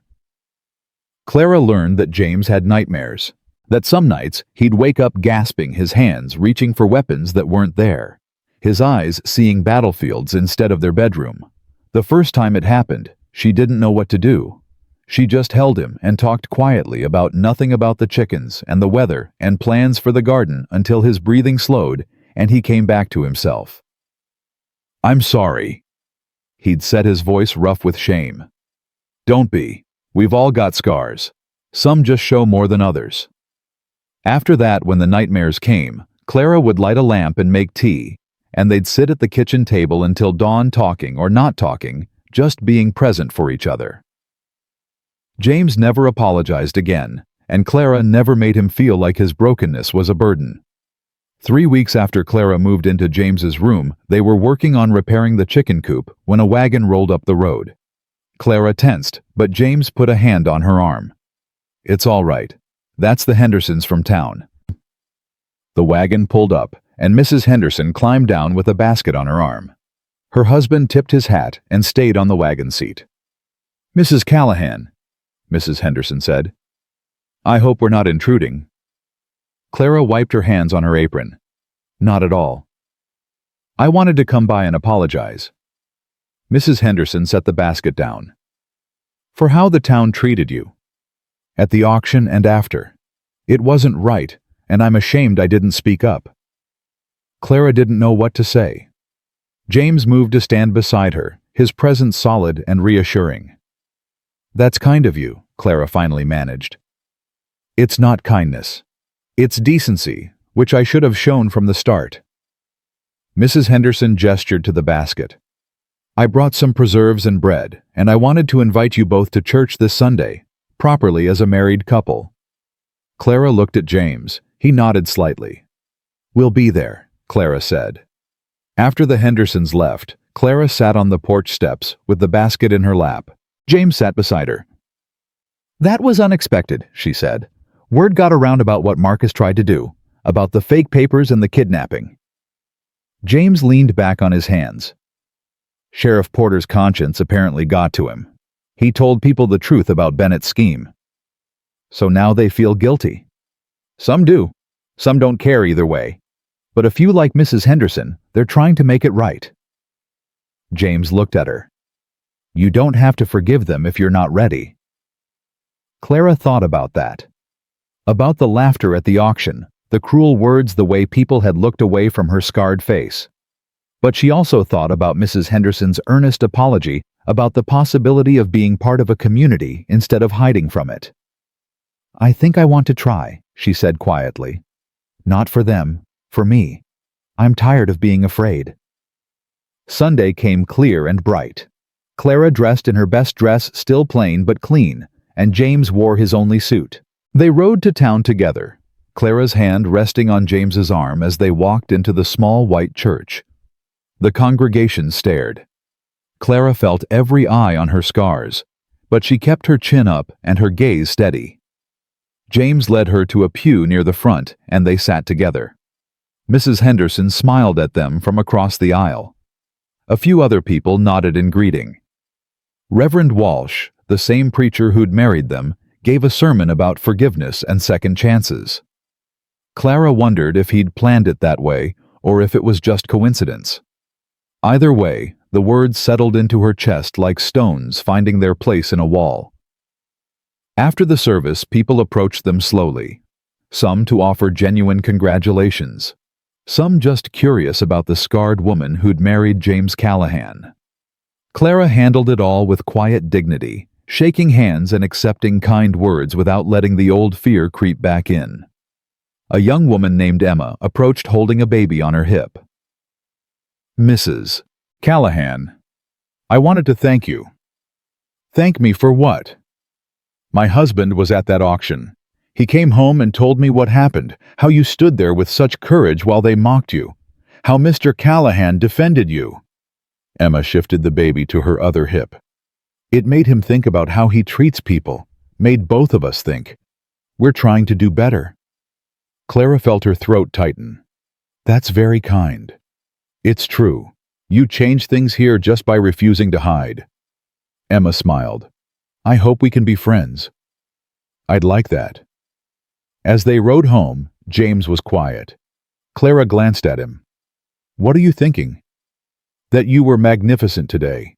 That every person who ever called you ugly is a damn fool." He looked at her. "And that I'm the luckiest man alive." Clara felt warmth spread through her chest. "I think we're both pretty lucky." That night, as they were getting ready for bed, Clara caught sight of herself in the small mirror above the dresser. Her scars looked darker in the lamplight, more pronounced. She stared at them, thinking about all the years she'd hidden, all the shame she'd carried. "What are you thinking?" James asked, coming up behind her. "That these scars used to be all I could see. But now—" Clara paused, searching for words. "Now they're just part of me. Not the whole story, just one chapter." James kissed the scarred side of her face, his lips gentle on the damaged skin. "They're beautiful because they're yours, because they're part of what made you strong enough to survive everything that tried to break you." Clara turned in his arms. "How did I get so lucky to find you?" "Luck had nothing to do with it. Fate, maybe. Or Sarah watching over both of us, making sure we found each other." James smiled, sad and sweet. "I like to think she'd be happy, that we found something good out of all the loss. I think she would be too." They stood there holding each other, two people who'd been broken by life and put back together differently. Not perfect, not whole the way they used to be, but stronger for the breaking and better for having found each other. The next morning, Clara was in the garden when she heard horses approaching. Multiple riders again. Her stomach clenched, old fear rising automatically. But when she looked up, she saw it wasn't Marcus. It was Sheriff Porter, alone this time, riding slowly up to the house. James came out of the barn, his hand resting on his gun. Porter raised both hands in a peaceful gesture. "Easy, Callahan. I'm not here for trouble." "Then why are you here?" Porter dismounted heavily. "Came to tell you that Marcus Bennett and his men were arrested in California. Tried to pull the same scheme with another girl. But she had family, and they had money for lawyers. Bennett's looking at 5 years in prison for fraud and attempted trafficking." Clara felt something tight in her chest finally release. "He's really in jail." "Yes, ma'am. And when he gets out, there's warrants waiting in 3 territories. He won't bother you again." Porter looked uncomfortable. I also came to apologize. I took Bennett's money and didn't ask enough questions. That was wrong. I'm sorry for my part in what happened." James's voice was hard. "Your part nearly got my wife killed. I know, I can't take it back. But I wanted you both to know I turned in my badge. Told the judge in Tucson what I did, returned Bennett's money. I'm done being a lawman. Don't deserve to wear the star after what I did." Clara stepped forward. "What will you do now?" Porter shrugged. "Find honest work somewhere. Try to live with myself." He looked at Clara. "You're a brave woman, Mrs. Callahan. Braver than I'll ever be. I hope you can forgive me someday, even if I can't forgive myself." He mounted his horse and rode away, leaving Clara and James standing in the yard. "Do you forgive him?" James asked. Clara thought about it. "I don't know yet, but I'm glad he's trying to make things right. That's more than most people do." "You're more generous than he deserves." "Maybe. But holding on to anger only hurts me. I spent 5 years hiding because of what other people did to me. I'm done letting other people's choices control my life." James pulled her close. "When did you get so wise?" "When I married a man who taught me what real strength looks like." 2 months passed in quiet contentment. The ranch thrived under their joint care. Clara's garden produced vegetables that she traded in town for supplies. James sold cattle and bought more land. They built a life together piece by careful piece. Emma became a regular visitor, bringing her baby and staying for tea while the two women talked about everything and nothing. Other women from town started coming too slowly at first, then more regularly. Clara found herself part of a community, no longer the scarred girl to be pitied, but a woman respected for her strength and her kindness. One afternoon, Clara was baking bread when she felt James's arms wrap around her from behind. "I need to tell you something," he said against her hair. Clara's hands stilled in the dough. His tone was serious. "What's wrong?" "Nothing's wrong, but I need to say this while I have the courage." James turned her to face him. "When I bought you at that auction, I told myself it was about decency, about doing one good thing. And when I married you, I told myself it was just about protection, legal papers to keep you safe." "James, let me finish." His gray eyes were intense. "But somewhere along the way it stopped being about any of that. It became about you, about the way you sing while you work, and the way you're not afraid to call me out when I'm being stubborn, about the way you hold me when the nightmares come, and never make me feel weak for having them." Clara's throat went tight. "I love you, Clara. Not because you're Sarah's sister, not because I feel obligated, but because you're you, strong and brave and beautiful in all the ways that matter. I love you, and I needed you to know."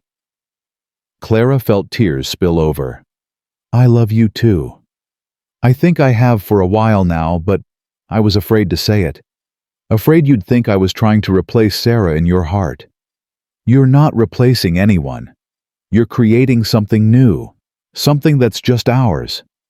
James wiped her tears away with his thumbs. "Sarah will always be part of my past, but you're my present and my future if you'll have me." "I already have you. I chose you the day I moved into your room. I choose you every morning I wake up beside you." Clara stood on her toes and kissed him. "I love you, James Callahan, with all my broken pieces. And I love you, Clara Callahan, scars and all." They held each other in the kitchen floor, dusting their clothes and bread dough forgotten on the counter. Outside, the ranch hummed with life. Inside, two hearts that had been shattered were healing, growing together, like bones that knit stronger after breaking.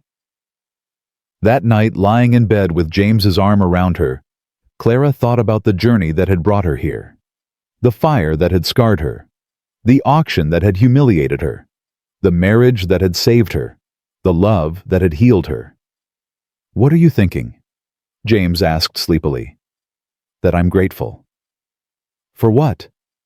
"For all of it, even the hard parts, because they led me here, to you, to us."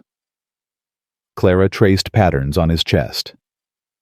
Do you think Sarah knew somehow that we'd find each other? I don't know. Maybe. James was quiet for a moment. But I like to think she's happy for us. That she's wherever people go when they die smiling, because the two people she loved most found a way to be happy together. I hope so. Me too.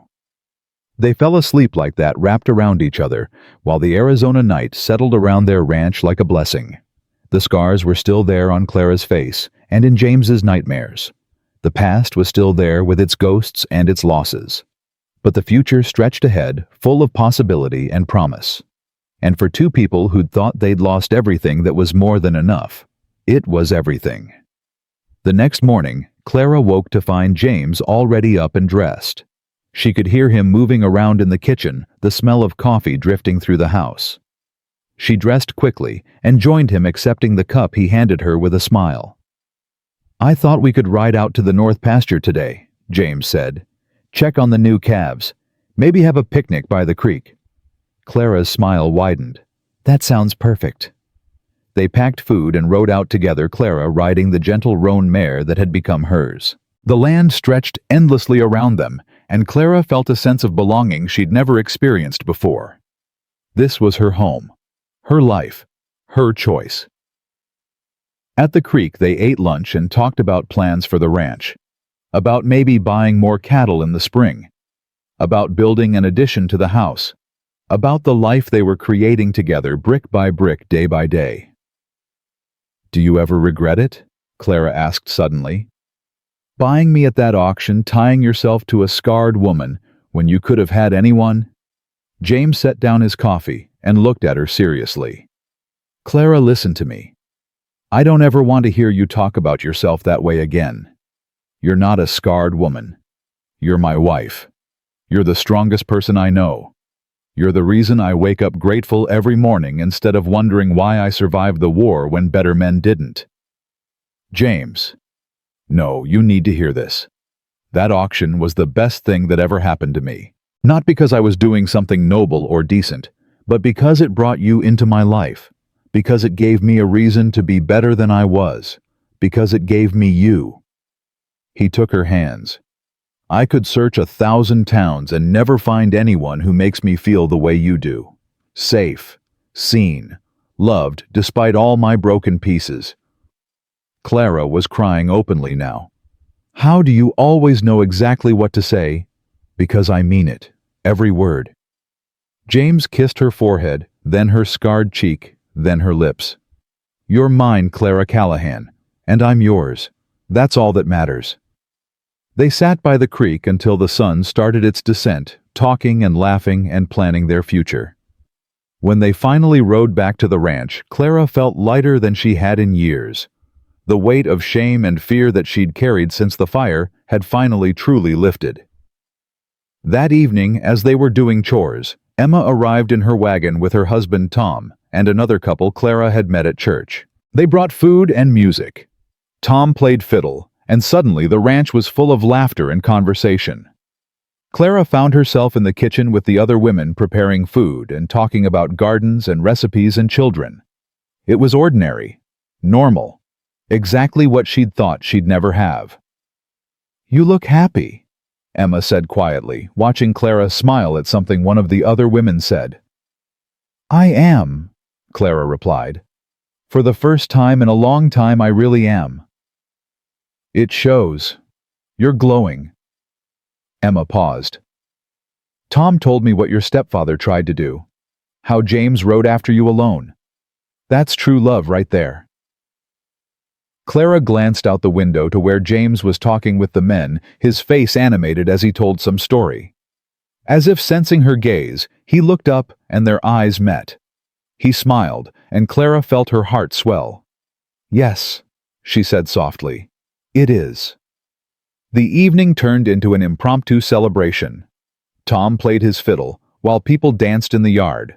James pulled Clara into his arms and spun her around, laughing when she stumbled. It didn't matter that she didn't know the steps. It didn't matter that her scars were visible in the firelight. What mattered was the joy, the community, the feeling of belonging. As the night wound down and their guests departed, Clara stood on the porch, watching the wagons disappear into the darkness. James came up behind her and wrapped his arms around her waist.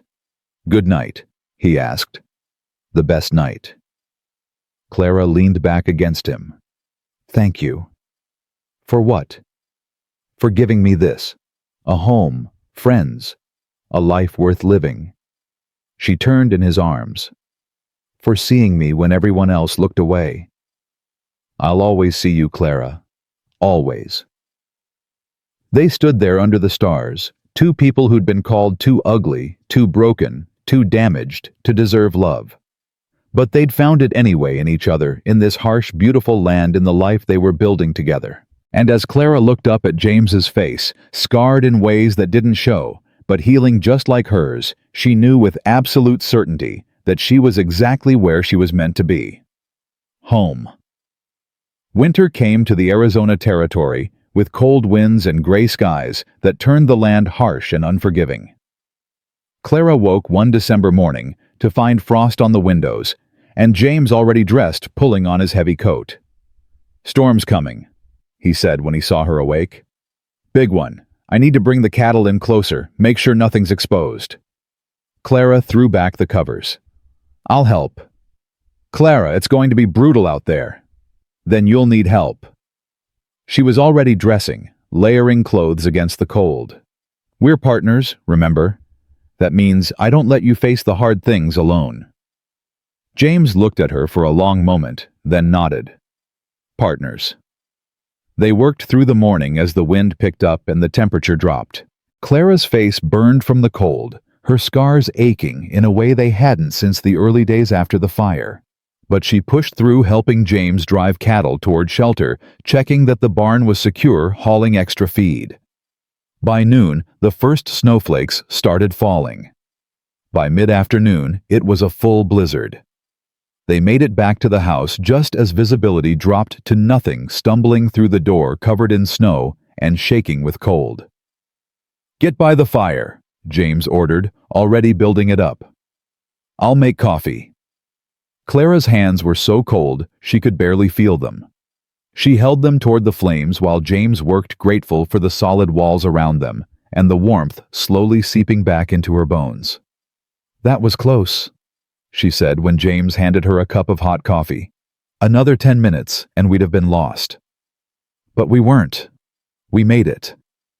James sat beside her, his own hands wrapped around his cup. "Because you were there. Because we worked together."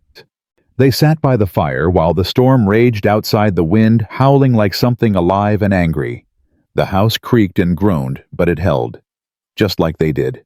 Just like they always would. 3 days the storm lasted.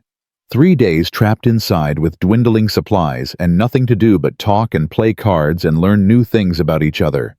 Clara discovered that James could whittle, that he carved small animals from scraps of wood when his hands needed something to do.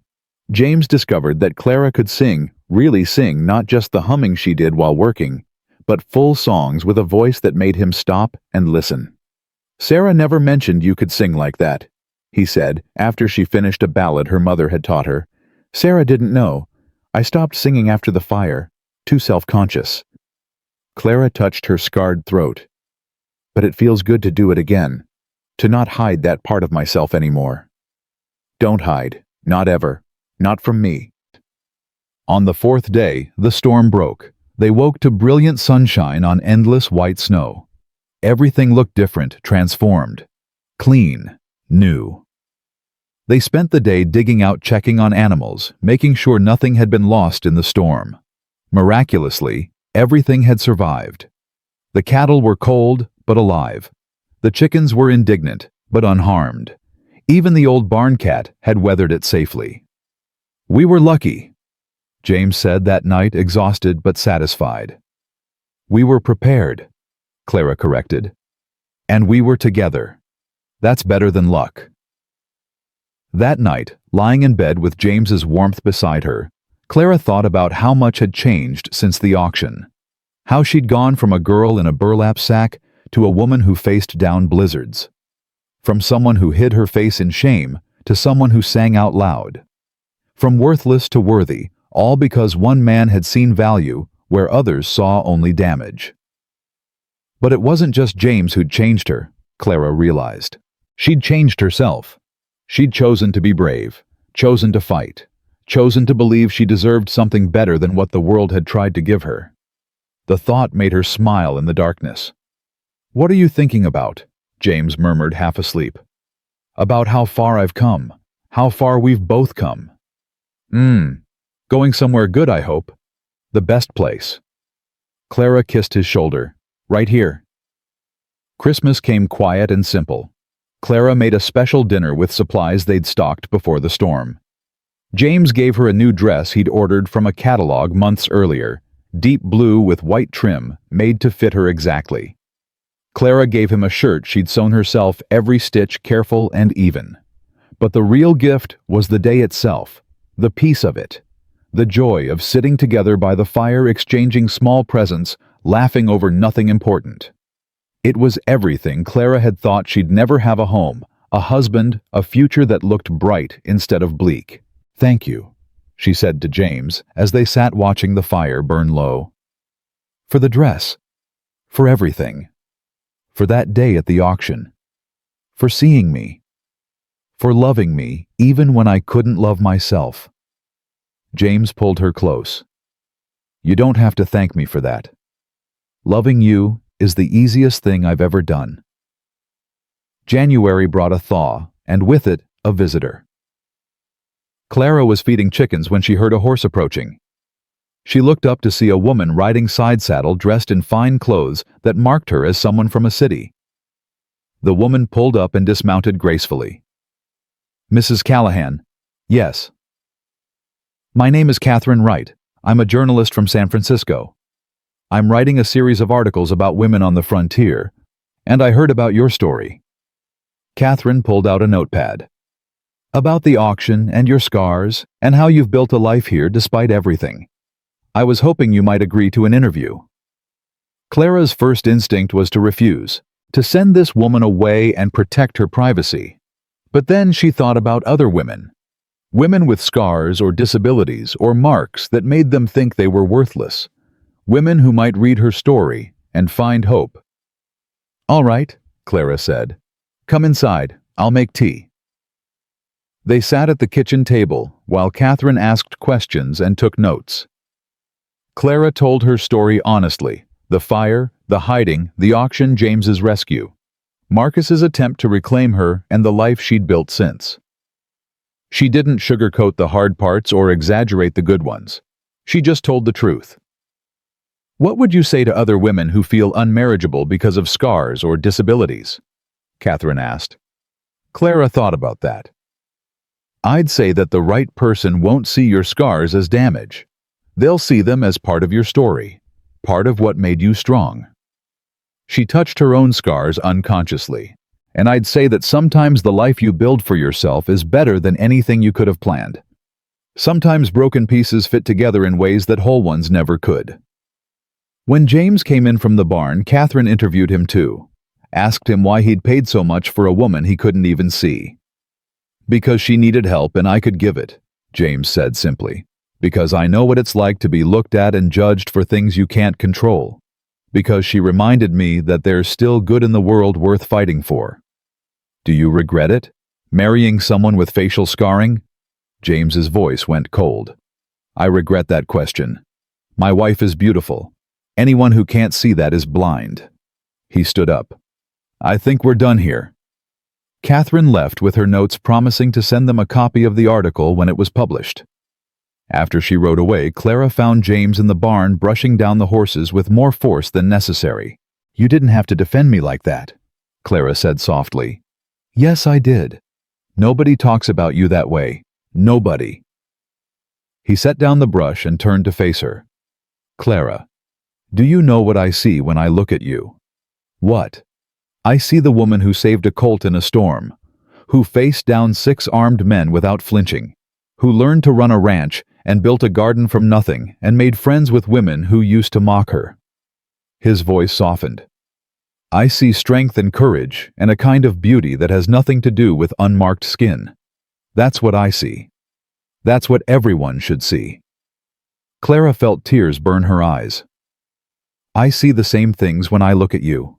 A man who survived horrors and came out still capable of kindness. Who fights for what's right even when it costs him. Who loves with his whole heart even after losing everything once before. Then we see each other clearly. James pulled her into his arms. And that's all that matters. The article came out in March, and with it, letters started arriving. Dozens of them, then hundreds. Women from across the country writing to Clara thanking her for her story, sharing their own stories of scars and survival. Some sent photographs, faces marked by fire or disease or violence. All of them asking the same question. How did you find the courage to stop hiding? Clara read every letter and answered as many as she could. She told them about James and the ranch and the slow process of learning to see herself as valuable. She told them that courage wasn't something you found all at once, but something you built day by day, choice by choice. One letter stood out from the rest. It was from a young woman named Mary, who'd been burned in a factory fire. She was 16 and convinced she'd spend her whole life alone because of her scars. Clara read the letter 3 times, her heart aching for this girl who reminded her so much of herself. She showed it to James that night. I want to write back, want to tell her it gets better. But what if it doesn't? What if she never finds what we found? What if I'm giving her false hope? James thought about that. You're not giving her false hope. You're giving her real hope. The hope that comes from someone who's been where she is and made it through. He paused. Tell her the truth. That it's hard. That some people will always be cruel. But that the right people will see past the scars. And that she's worth more than what happened to her. Clara wrote the letter that night, pouring her heart into every word. She told Mary about the auction and the burlap sack and the years of shame. But she also told her about James and the ranch and the life she'd never thought she'd have. She told her that scars don't define you unless you let them. That beauty is what you make of your life, not what you look like while living it. She ended the letter with this: You are not your scars. You are what you do with them. You are the courage it takes to face each day. You are the kindness you show others despite your own pain. You are every choice you make to keep living, even when it would be easier to give up. That's who you are. And that's beautiful. A month later, Mary wrote back. She'd shown Clara's letter to her family, who'd been keeping her hidden away out of shame. They'd read it and cried and apologized. Mary was learning to go outside again, to hold her head up, to believe she might have a future after all. Clara cried when she read it. James held her while she sobbed, understanding that these were good tears, healing tears. You did that, he said. You gave her hope. We did that. Your love taught me I was worth something. Now I can teach others the same thing. Spring arrived with wildflowers and new calves and a sense of renewal that seemed to touch everything. Clara's garden burst into life, and she spent hours tending it. Her hands in the soil, her face turned up to the sun, without shame or fear. Emma came by often, sometimes bringing other women from town, and Clara's kitchen became a place where women gathered to talk and laugh and share their lives. One afternoon, Emma arrived with news. The church is planning a social, a real celebration for the whole town. They want to honor you and James for what you've done standing up to Marcus, showing everyone what real courage looks like. Clara felt panic flutter in her chest. Honor us, Emma? I don't know. You have to come. People need to see you. Need to see that you're not just a story, but a real person who's made a real difference. Emma took Clara's hands. Please, it would mean so much. Clara looked at James, who'd been listening from the doorway. He shrugged slightly, leaving the choice to her. All right, Clara said finally. We'll come.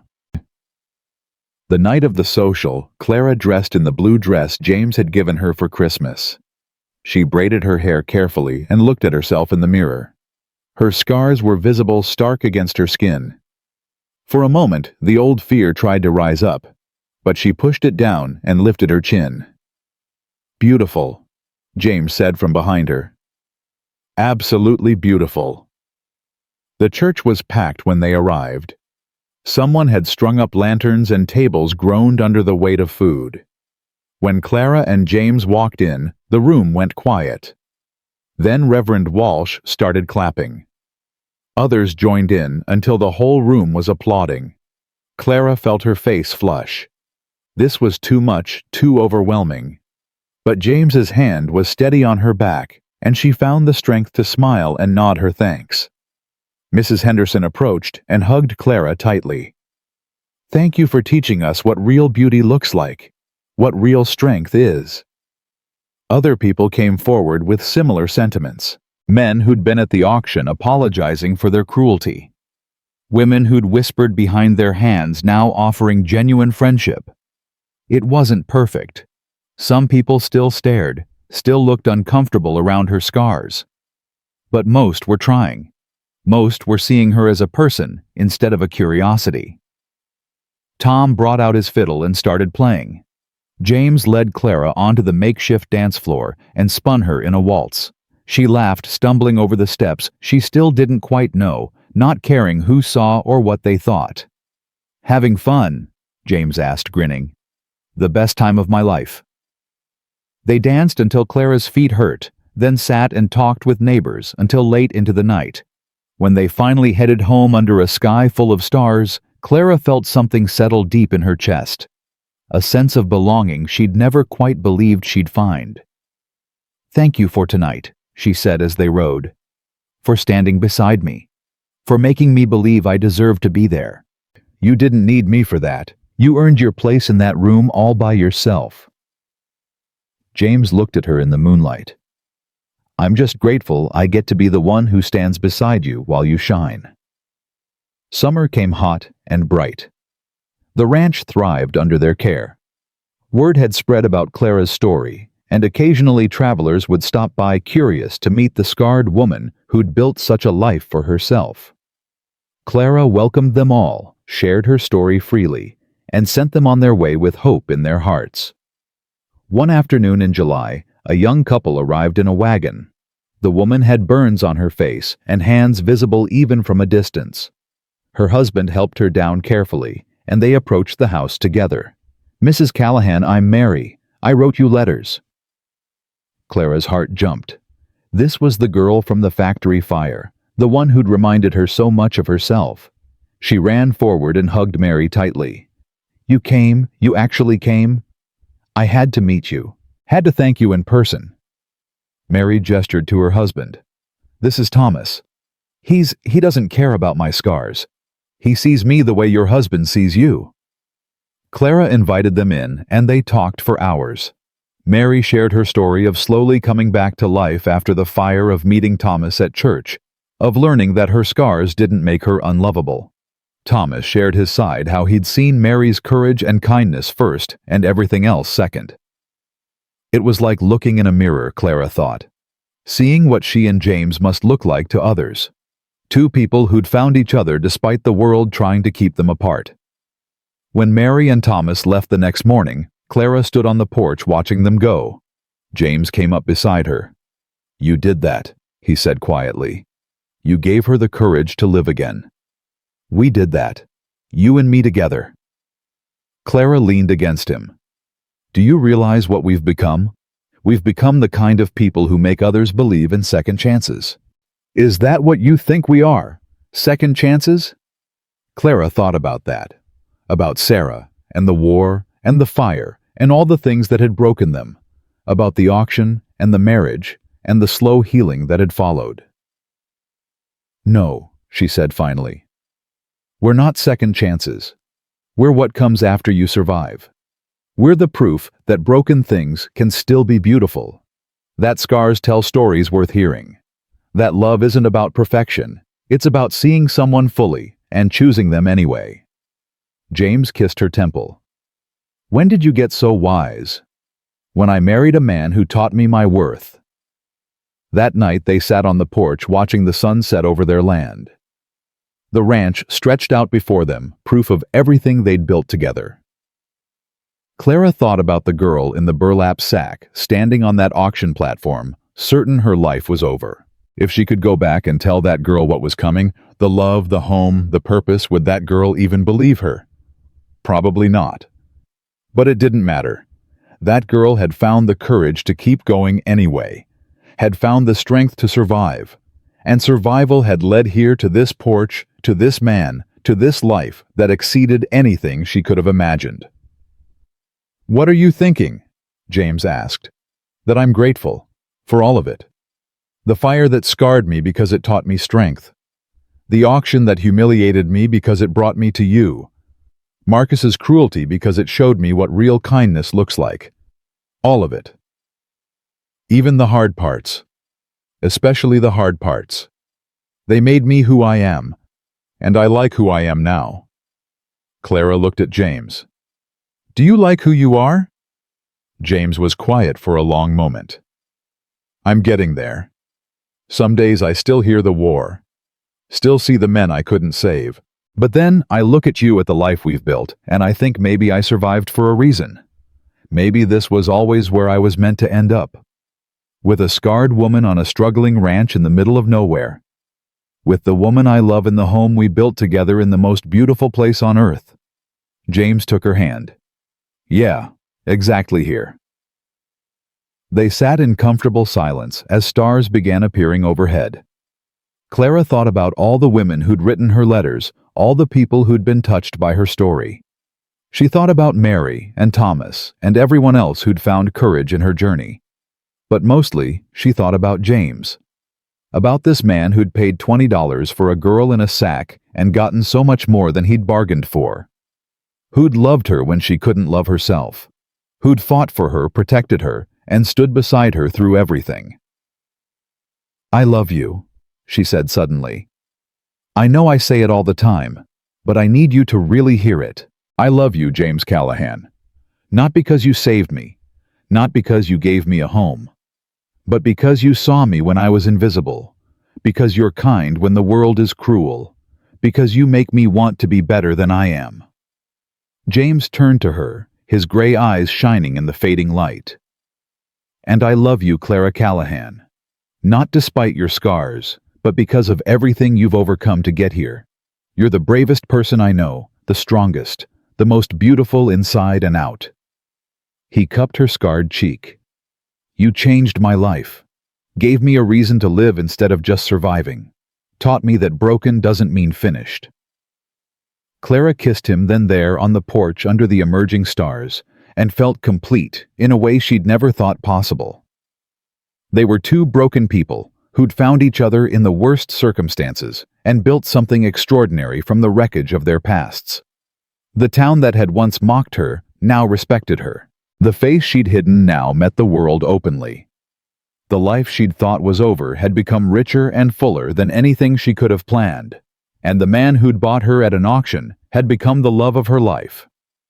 That night, lying in bed with James's arm around her, Clara thought about the story she'd tell if someone asked how she got here.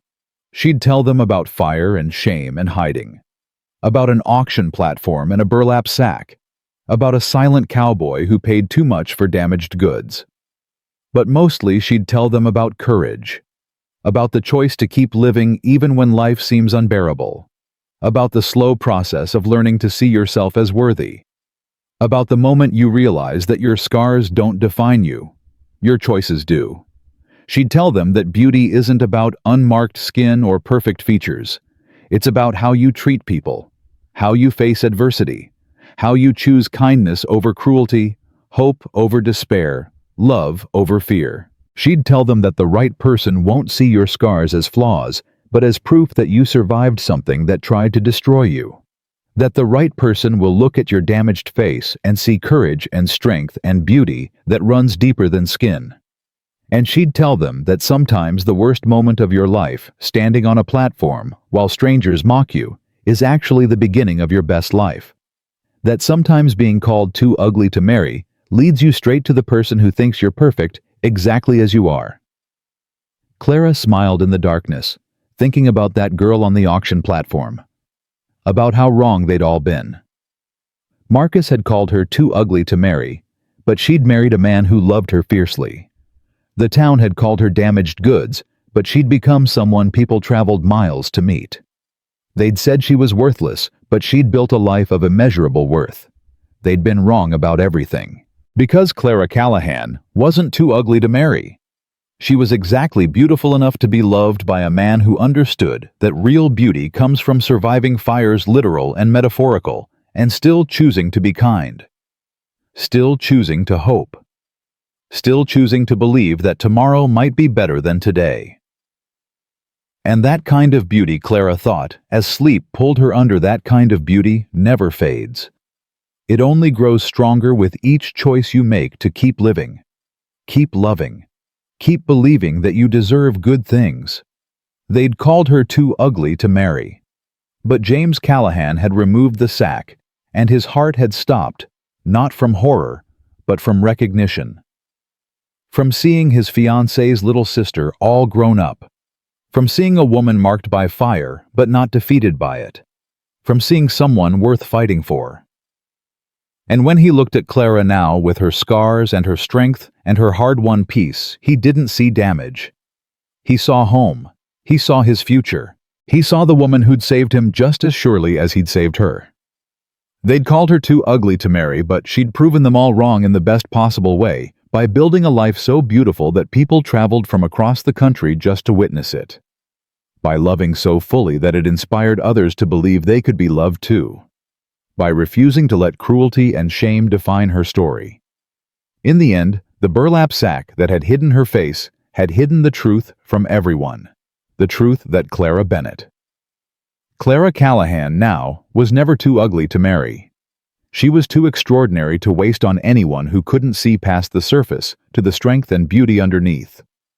And James Callahan had seen it from the start, even when she was hidden. Had seen it and paid everything he had to claim it.